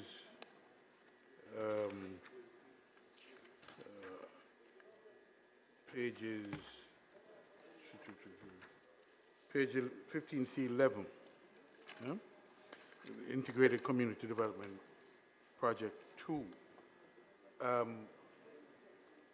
Firstly, this project in its objective describes what is obviously something of interest to urban representative like myself. Where is the project now in terms of its programming? Is that done? What's the process for programming this particular budgetary item? I'm not sure I understand what you're asking. Well, I mean, this speaks to infrastructure and services for urban communities. Right. Right. So right. you're asking where we are? No. So I'm saying, is this programmed? Are the programs for this budgetary item completed, and what is the process of? Yes. Yes. So for this year, the project will be implemented in 5 communities, and there'll be 2 integrated infrastructure communities. I can give you details in terms of the places and. Well, yeah, you say the places. Yeah. Well, they'll be constructing a cold storage facility in Colleyville, and for the St. Elizabeth Agriculture Development Organization, they'll be commencing greenhouse construction in Water Valley, in Watermount, in Moko, Ewaton, Harmons, Miles Gully. Well, wait a minute, but I thought this thing says urban infrastructure. No, we're looking at give me the this is rural. You see, we're doing it all over the country. We have rural, we have urban. They just handed me right, this one, integrated. Yes, when I heard Moko to my left. Yeah, sorry, let me go over what we'll be doing for 24-25. Rehabilitating farm roads from Lime Tree to Mendez Town, as well as some school infrastructure projects in low-income vulnerable communities, improving access to education and training. And as it says on note 7, there are 5 communities we targeted, and 2 integrated infrastructure development projects. And I'm interested if any of those are urban. Yes, these are urban. Inner city communities. These are urban projects as opposed to the rural equivalent. Okay. And this has been, JSIF is the implementing body? Yes. Is this a part of the, because it has a security component, I understand. Is this a part of what the Ministry of National Security? No. Okay. Well, no, I mean, this program has always been in the Prime Minister's office. Okay. And we'll be, as I said, there'll be 1 infant school constructed, 3 primary schools will be expanded, and so forth. Okay. Yeah. May I ask the ministers, where is, so I understand rural electrification is in JSIF, parts of it. Where is the rural electrification program? House? Thank you. So that's the Ministry of Science and Technology. You would be aware that there are some communities now currently being electrified. The junior minister, I think, is leading I think that's member from St. Elizabeth, Mr. Hutchinson, is leading the process, is leading that process. So it's a collaboration between JSIF and the Ministry of Science, Energy and Technology. And that comes. So JSIF is, as you know, that JSIF is primarily in many cases a funding agency. Right. So JSIF would go out and whether they get money from central government or they get program money, and then they collaborate with other agencies or other ministries to spend that money. But JSIF is housed under currently under JSIF is still under the Office of the Prime Minister, but rural electrification is in Minister Vaz's ministry. Right. Okay. So where is the regularization of electricity? That's a part of the project that they're doing now. What they have... That JSIF is doing now? JSIF in collaboration with the ministry. So, so for example, on one of the occasions that I was present, they are not only putting in transmitters, transmission lines and transformers, but they're also doing inspections and installation of electrical wiring in homes as well. In urban inner city areas? What I do know is that they are going across the island, but I know that part of the challenge over the years is that, as you would be aware, there were challenges previously with the precursor to the current project. And what they're doing now is ramping up electrification. So I know that Minister Vaz has been to at least about 8 communities across the island so far, along with Minister Hutchinson. And I'm sure he will update you as to the urban side of it. Yeah, I'm interested in the whole electricity regularization program in the urban areas, and whether that is a component of JSIF's work and what is the funding source. Okay. That's what I'm interested in. So I'll definitely, I'm sure Minister Vaz, when he sits here, can give you a full outline of where that project is currently. Okay.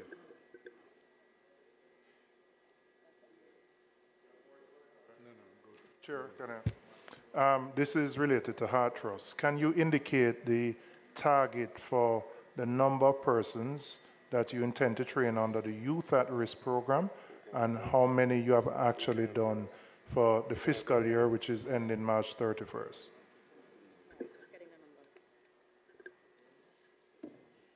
Numbers coming up. You want to ask another one in the meantime? Well, I have a particular interest in this project, which I consider to be a very good project, but it is not, in my view, it doesn't seem to be heavily promoted or implemented.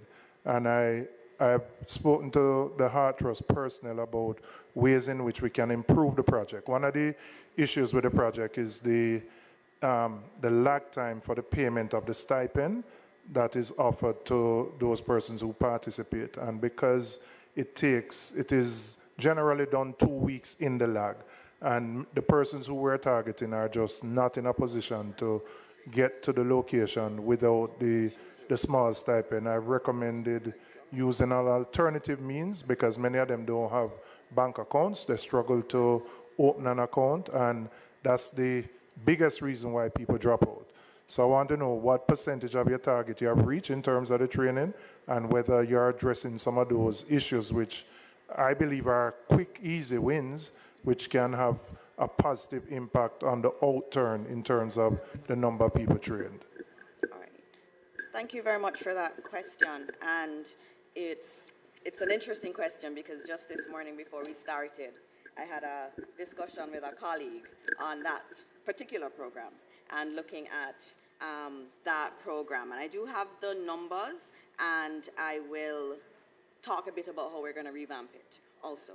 So in terms of the target, it was 3,867 individuals, and the actual persons under that, it's 2,997 is the actual. So 88% of the target, and I believe this would be to the end of last month. But this project is a really important one, and it is also one that is a lot more community-centric. And that's one of the things for this year going forward that HEART has been asked to focus on, more community-based interventions that can reach to our young people.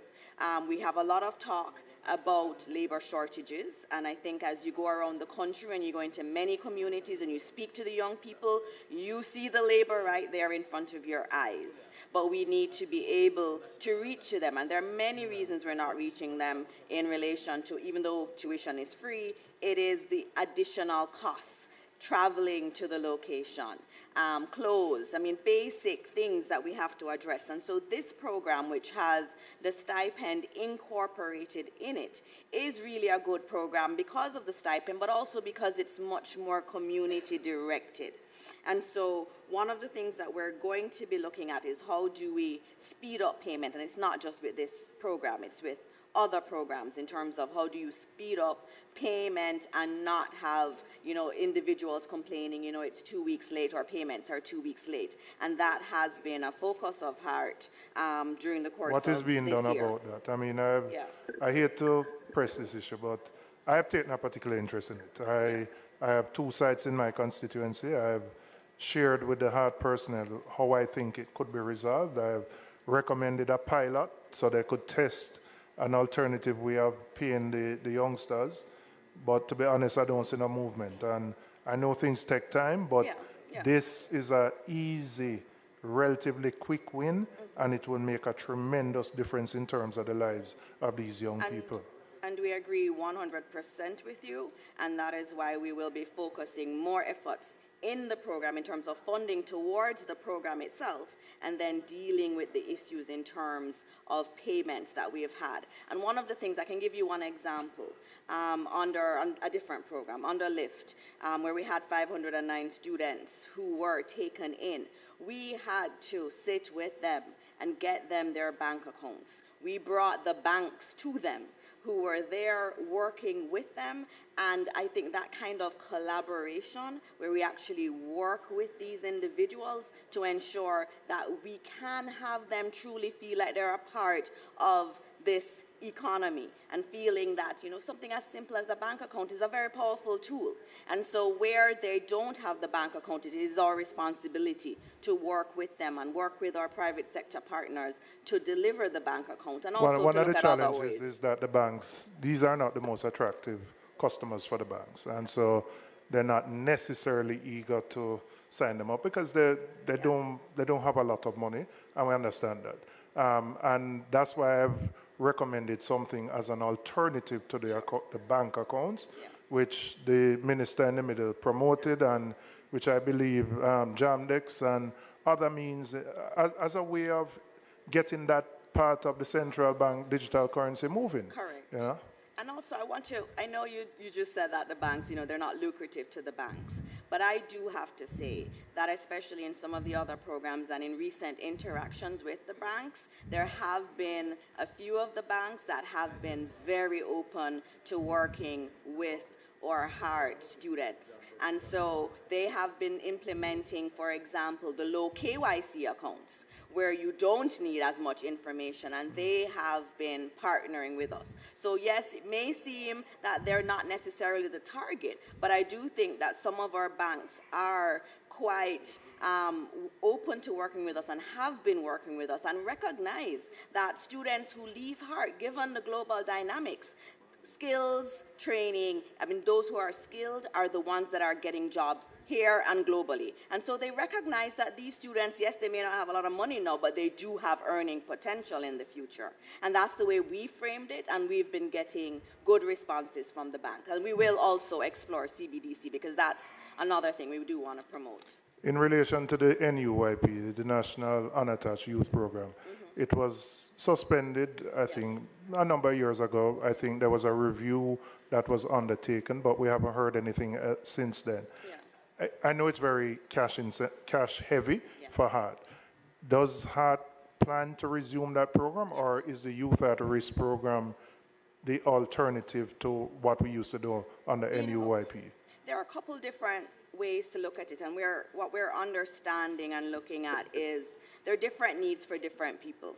And we have to understand that there is not just one monolithic group of young people. There are many different people that need different needs. And we also have to think about those who are also older, because you do have older individuals who do want to do some training. And the issue we had was that, you had these very short-term programs, maybe 3 weeks or 4 weeks sometimes, and there was questions about quality of the delivery of those programs versus those where you actually get certification at the end. And I think our administration believes that we need to tackle it on multiple fronts. There are times when we have to do those shorter term training programs, and then there are times when we are going to have to do the longer ones. And one of the things that we are looking at now is how we can look at other alternatives. The LIFT program is seen as one of those. That's kind of an alternative, but there are also other alternatives that we're looking at. But we do recognize, though, that we're going to have to take multiple approaches. It's not going to be a one-size-fits-all. And so there'll be short programs, there'll be long programs, there'll be some programs without stipends, there'll be some that are very stipend-heavy. But whatever we have to do to reach the labor pool that we know is there is what we're going to have to do. And so even attached to that is truly understanding that group that is unattached or that we call outside of the labor force, understanding that number. Why are they not taking up the training courses? We're doing a big study right now to understand them more. And one of the things is we don't want to be a heart that stays in an office and says this is what we need to do for skills training. It is very important that we understand and we listen to our young people and our middle-aged people who want to do skills training. How is the best way for us to deliver it to you? All right, and so what Minister, I'm saying is that we're being more all right, but let me come back to my question, though. Yeah. Are you going to resume the NUYP? Well, what we're looking at is whether or not we couldn't use LIFT and expand LIFT and use other parts of it, but you'd end up with a very similar program probably under another name. A different name. All right, fine. Thank you. Chairman, I'm going to just beg you a little indulgence to the Minister of Finance because I forgot to ask you a question when you were here before. No, time over. Time done? Time come now, you know. Time come now. Time over. Time over. Time done. Minister, you on the issue of the census, I heard you say that data collection has been completed in terms of the census. And when I heard that, I was concerned because I know a large number of people who have not been contacted or enumerated. Can you indicate the rationale for closing up data collection, and can you say how many people have been enumerated by the census takers? So thank you for the question, member. Relevant question. I plan to provide a proper update in my presentation.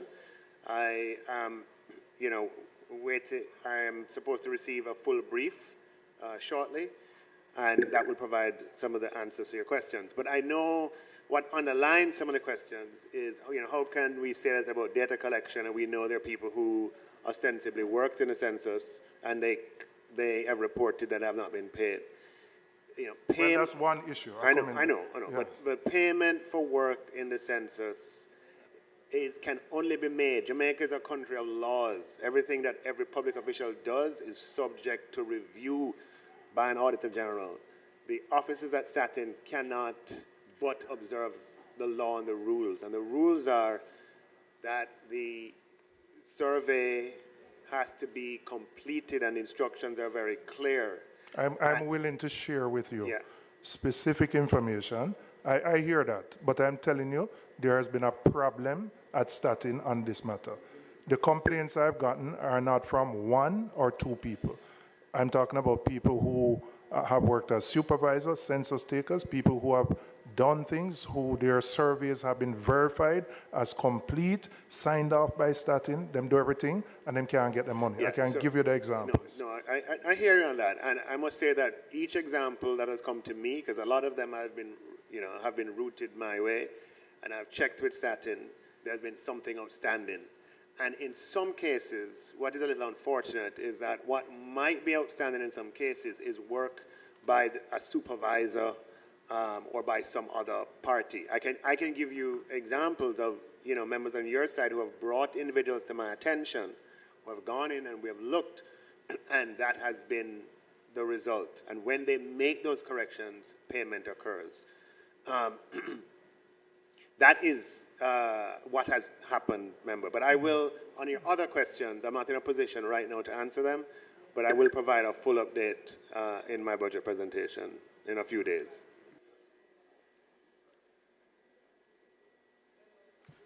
Member Hilton, yeah, and you, then Chair. Member Phillips. Yeah, thank you, Chair. Minister Dixon, the heart, I want to shift focus now to the industry needs. I've been working in a particular district, business district of Spanish Town Road, which is an industrial belt, working with Hart for years, trying to get a specific programs to address stated industry needs. And I was expecting someone from Hart here today because we've had meetings, several meetings on this, and I wrote last night to say I need an update on this. And I don't see the person that I've been talking to. But we need a response to the business district and the business need for Hart, particularly and specifically in the area of logistics. They've been asking for it for years, and we have gotten very little in the way of a response. All right. Thank you for that question, and I think that is something that we share in terms of our observations, in terms of responsiveness, and that has to be addressed. The logistics area is obviously an area that is very important and holds a lot of value for the country. And one of the things that we have to do is to ensure that our skills training matches the demand, current demand and future demand.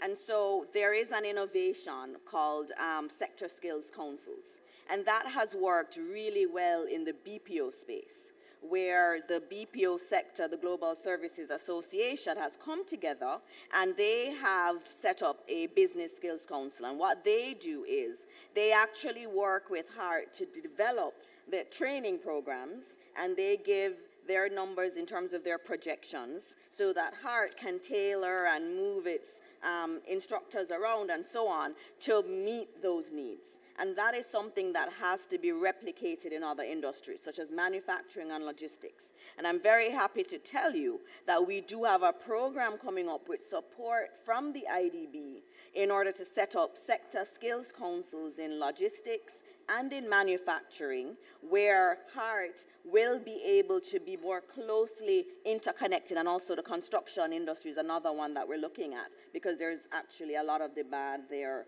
for skills. So Hart will no longer just be developing its curriculum on its own, but will be directed by the Skills Council, which is led by the industries themselves and the persons who have businesses in those sectors. So that is something that's really, really important. And as you said, on the logistics side, if we're truly going to be able to be successful in that sector, we're going to have the skills there, and we won't do it alone as Hart. We can't. We have to work with the entities. Just a follow-up. So I've been at it for over 7 years. I know. How soon is this expected to be in place? Well, we have an approval now, Minister.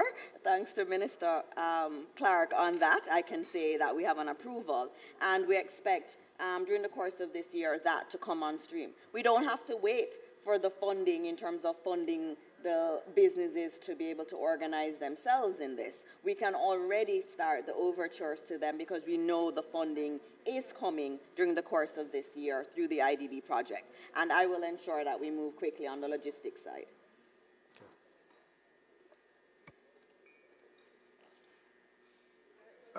Just looking at your enrollment numbers and comparing it to previous years, Correct. Even with the free entry level, meaning cost-wise, not seeing that great uptick in the enrollment numbers. and also no improvement in your certification numbers. Can you elaborate on what are the challenges and what you expect to do? My numbers are a little bit different. I'm not sure where that's coming from. But the numbers I have showed that with the elimination of fees for persons who are in the HEART system up to an associate degree, that we saw a 15% increase in enrollment as opposed to the previous year. That's what the data shows. In terms of enrollment, and I can go more specifically in the data, in 22, there were 129,957 persons enrolled, and in the 2023-24, which we wouldn't have the full month, but up to January, we were at 128,81. So up to January, we were almost at what we did the previous year. There is obviously a little bit of a lag, because when you do decrease the fees, we saw the uptick in demand for the programs, but you're not able to expand the number of trainers as quickly as you can. So there's a little bit of a lag, but we do see the uptick in demand, and we also see an increase in the enrollment numbers. So by the end of March, we are expecting to see that 15% coming through in the numbers. In terms of certification, the certification numbers also increased, and we are working through that in terms of certification. Well, we already know it was 15%, and they're saying that they may actually see it being 21% by the end of the term, but we don't know. Yeah. I'll wait until we have the actual numbers in place. In terms of certification, that has also increased. There have been some issues in terms of getting the certificates out, but that's an internal process. In a previous meeting, shift over the whole. Yeah, you have to bring the whole thing over. Shift over the whole.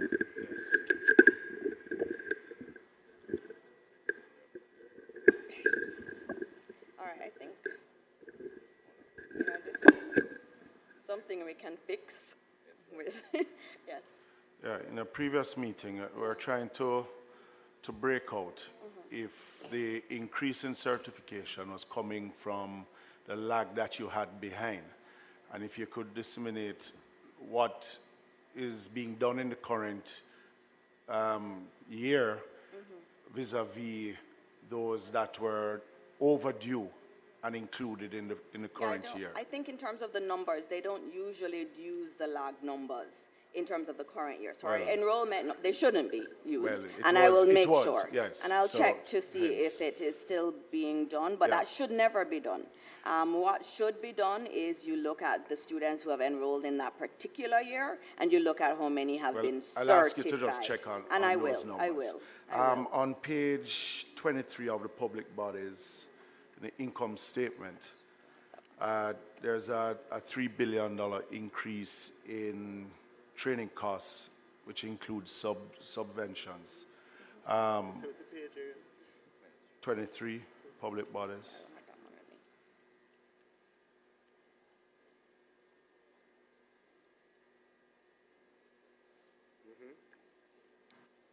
What's the question? Yeah.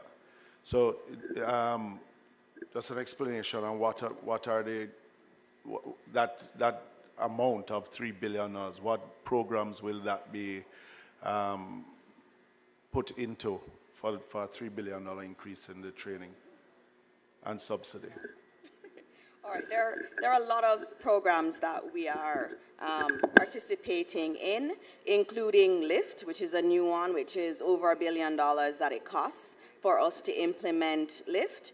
We're also contributing to the GNSC, which is with the JDF, which is a significant contribution from HEART. And we're also ramping up Aren't those existing programs? Pardon? Aren't those existing programs? Are you expanding? We are expanding, yes. And so GNSC we have expanded, and we are going to be expanding in LIFT. The first year of LIFT, the resources would have come from another program and not from HEART, but we will have to take it on going forward. In addition to that, we also are doing new programs, which are very interesting programs. So for example, we have a robotics program that is in St. Elizabeth.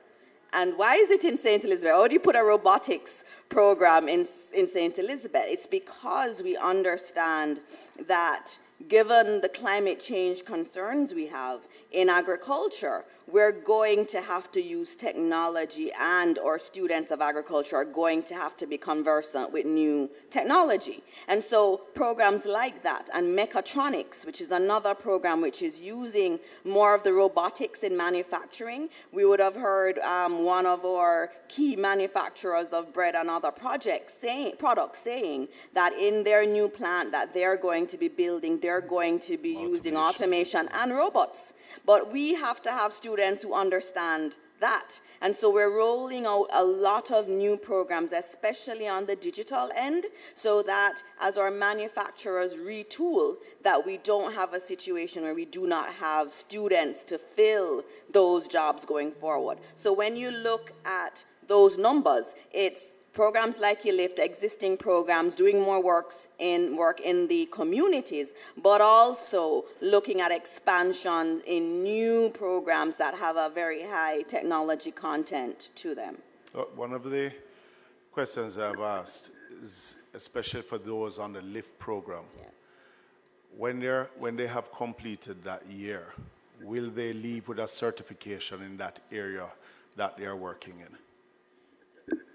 In terms of LIFT, the goal of LIFT was really supposed to be both, getting our students social mobility and also getting them job experience. These are students who already have CXCs. So when we think about sub-level of minimum. Yeah, yes, it's a minimum, but they do have, a lot of them have their CXCs, and most of them have 5 CXCs, which is significant in the Jamaican context. So they are a different group. So we weren't envisioning giving them certification per se, because some of them are working in the private sector. Some are working in the public sector. Some of them are working as receptionists, procurement officers. They're working in many different areas. What we are doing is ensuring, though, that all of the students who go through LIFT, they have all of their social documents. So they get their NIS, they are learning to drive, which is wonderful to have all of these 500 students in driving school now. And so they will graduate with their driver's license. More revenue for the minister when they license a vehicle. Yes, and then when these students leave, having gotten all of this support, and remember, they also got psychometric testing. This is the first time in our history that we've been psychometrically testing students. So they come in, we know where their strengths are. Pardon? Yes, you should. I think everyone should do psychometric testing. We should all do psychometric testing. It's a very useful tool. And so all of these students know where their strengths are and where their weaknesses are. And we've tailored the interventions to that. And that is really key. And one of the key deficiencies was in customer service. And that's why we're spending a lot of time with them while they're deployed all over Jamaica, working on that. So the short answer is no, there's no certification at the end of but it's still a great program. But wouldn't you think that at the end of this program, working in whichever department, be it customer service, be it procurement, a certification that just in case that entity that they work with doesn't keep them on, at least they leave with something for future employment? I think your suggestion is a very fine suggestion, and we will look at it. As we said, this is our first year of the program. We don't know everything. We want to explore it, and we're open to. It's a proposal I'm saying to we're open to that, definitely. Thank you. I think Minister Morgan. Thank you, Minister. And I'll, yes, I want to thank you. No, the idea behind LIFT, member, when we thought about it, was to create a facility where one of the biggest complaints that we had from young people who were leaving high school and they were going through that transition, some of them between high school and tertiary, or going from high school to a job, was funding for tertiary and also job experience. And I think one of the great things about LIFT is that it gives them both. They will leave with all the necessary documents, as Minister has said. They will leave with savings. They will leave with a bank account. They will also leave with experience in their area of competence. And that will give them a leg up in the labor market as well.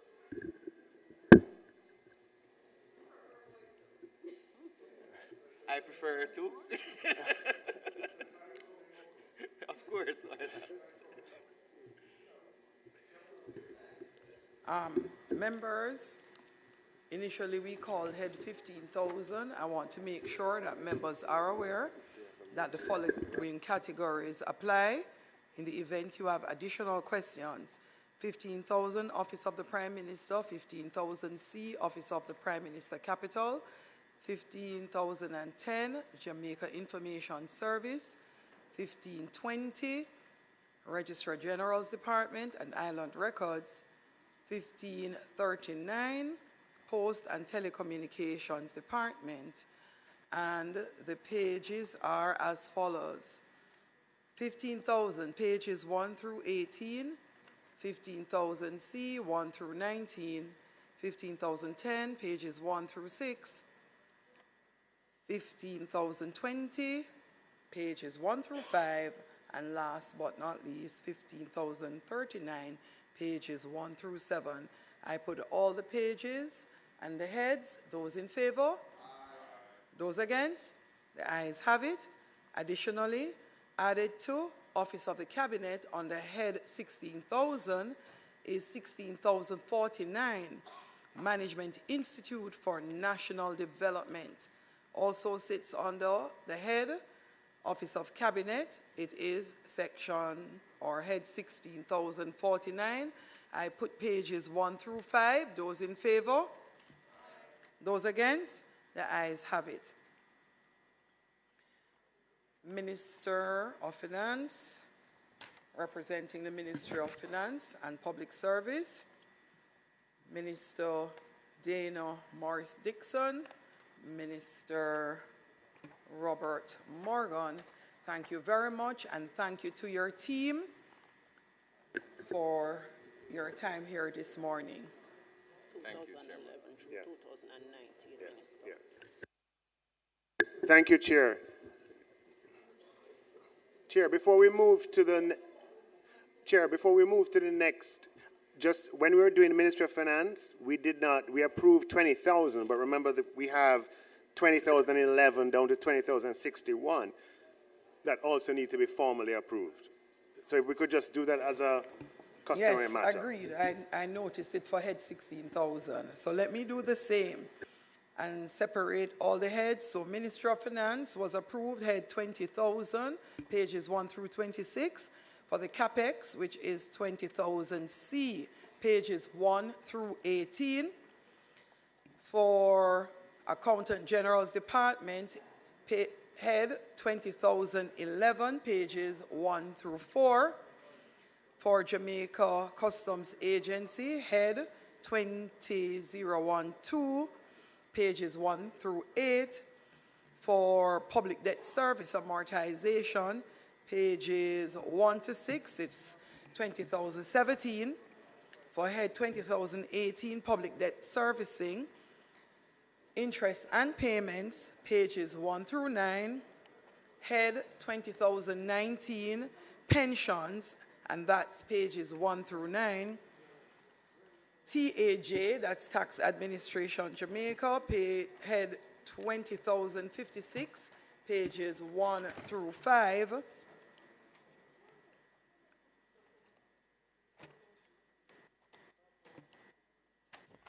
$20,060, Financial Investigations Division, pages 1 through 3.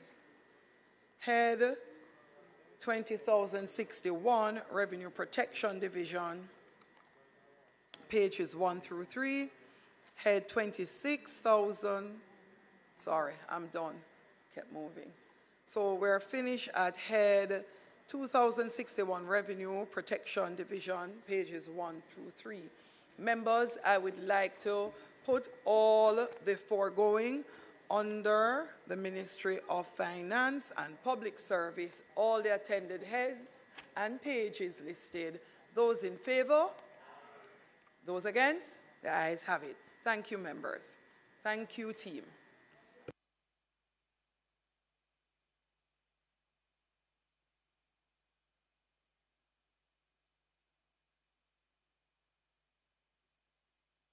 Member Malahoo Fort, a moment, please.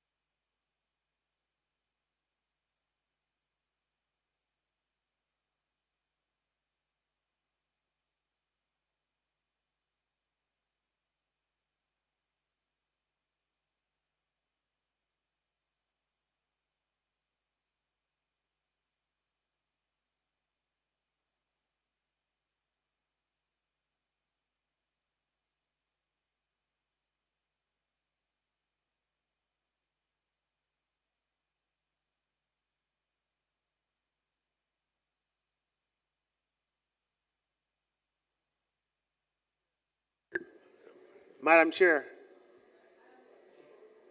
Madam Chair.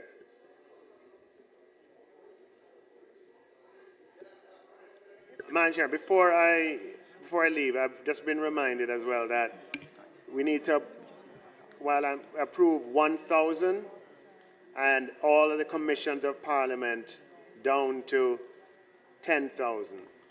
Oh, I stepped out at that time. So let me do that as well. Members, approved before was head 1,000, 1 through 4, His Excellency the Governor General and staff. Houses of Parliament, 2,000, pages 1 through 6. Office of the Public Defender, under head 3,000, pages 1 through 4. Head 5,000, Auditor General, pages 1 through 4. Head 6,000, Office of the Services Commission, pages 1 through 5. Head 7,000, Office of the Children's Advocate, pages 1 through 5. Head 8,000, Independent Commission of Investigation, page 1 through 5. Head 9,000, Integrity Commission, page 1 through 6. Head 10,000, Independent Fiscal Commission, pages 1 through 3. And that concludes the heads from 1,000 to 10,000. Members, those in favor? Those against? The ayes have it. Thank you very much. We will now take a short break for half an hour so that members may refresh themselves, and we will be back at 1:35. We will make that 1:40.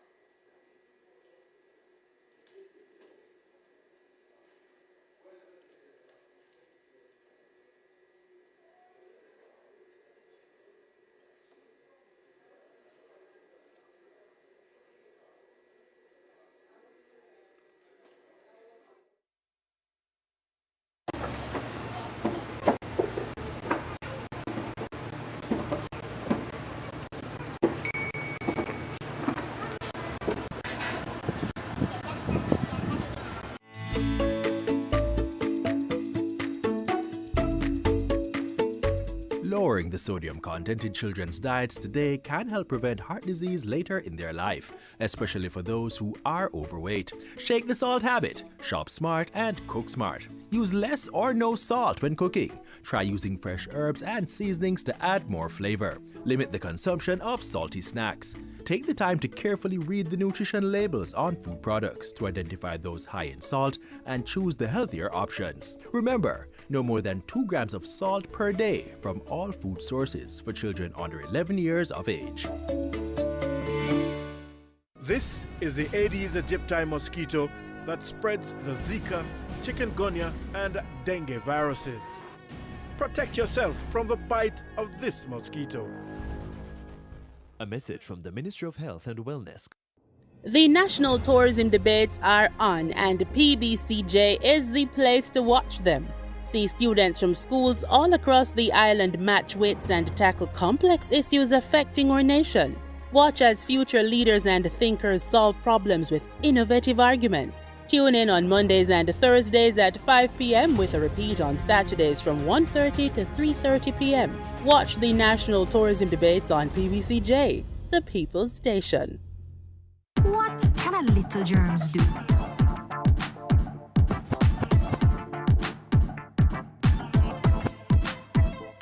Pink eye running belly, even flu. Germs can make them happen to you. Put germs on our manners with these. Cover your mouth when you cough and sneeze. Always wash your hand with water and soap. Keep dirty hands from your eyes and your nose and your mouth. You don't want to be sick, take care. Practice every day, no germs around here. A message from the Ministry of Health.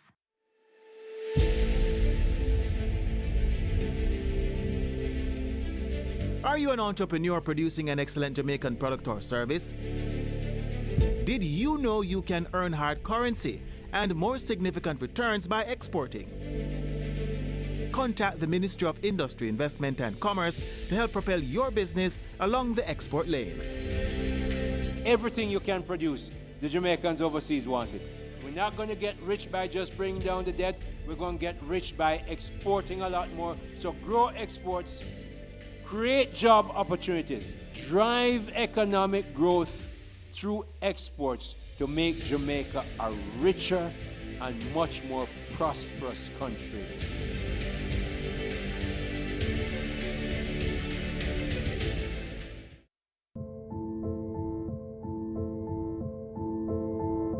We can be, we must be, the generation to eradicate extreme poverty, the generation most determined to fight injustice and inequality, the generation that saves the planet from climate change. To achieve this, we must implement Agenda 2030, a 15-year development plan for everyone, everywhere, with no one left behind. We will live in a world where no one, anywhere, lives in extreme poverty. We will live in a world where no one goes hungry, where no one wakes up in the morning asking if there will be food today. We will live in a world where no child shall die from diseases we can cure, and proper health care is a lifelong right for us all. We will live in a world where everyone goes to school, and education will give us the knowledge and skills for a fulfilling life. We will live in a world where all women and all girls have equal opportunities to thrive, to be powerful and safe. We can't succeed if half the world is held back. We all live in a world where people can get clean water, proper toilet at home, at school, and at work. We will live in a world where there will be sustainable energy for everyone. Heat, light, and power for the planet without destroying the planet. We live in a world where economies prosper and new wealth leads to decent jobs for everyone. And we will live in a world where all our industries, our infrastructure, and our best innovations are not just used to make money, but to make all our lives better. We will live in a world where prejudices and extremes of inequality are defeated, inside our countries and between different countries. We will live in a world where people live in the cities and communities that are safe and support everyone who lives in them. We will live in a world where we replace what we consume, a planet where we put back what we take out of the earth. We will live in a world that is decisively rolling back the threat of climate change. We will live in a world that will restore and protect the life in our oceans and seas. We will live in a world where we restore and protect life on land, the animals, the forests, the earth itself. We will live in a world with peace between and inside countries, where all governments are open and answer to us for what they do at home and abroad, and justice rules with everyone equal before the law. And we must live in a world where all countries, including Jamaica, and we, their people, work together in partnerships of all kinds to make these global goals a reality for everyone, everywhere, every Jamaican. This is the plan. Let's get to work. Let's make it happen. To achieve the Jamaica we want. Vision 2030, Jamaica, advancing the SDGs, leaving no one behind.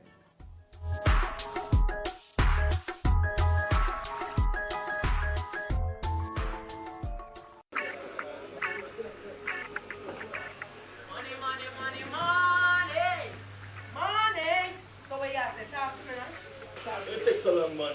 People have places for going, you know. Get them on the urban table number. Happy and nice. You know how much people me have to deal with before me reach here, sir? You're lucky. Put 3 bills for number 5. Wait. We can place my bet with you? Yeah, man. You see when you win, you get a little extra. So what you say? Police, nobody move. Illegal gambling is a criminal offense. If convicted, you could face a fine of up to $1 million or up to 18 months in prison. When gambling, choose licensed and registered gaming establishments. Stop illegal gambling now. Call Crime Stop at 311 to report illegal gambling. You don't have to give your name. A message from the Betting, Gaming and Lotteries Commission. Crime is Jamaica's #1 threat. As we stay apart while working together to fight COVID-19, we must all live good and unite against crime and violence in Jamaica. Live good means talk it out, don't fight it out. We must live good to build a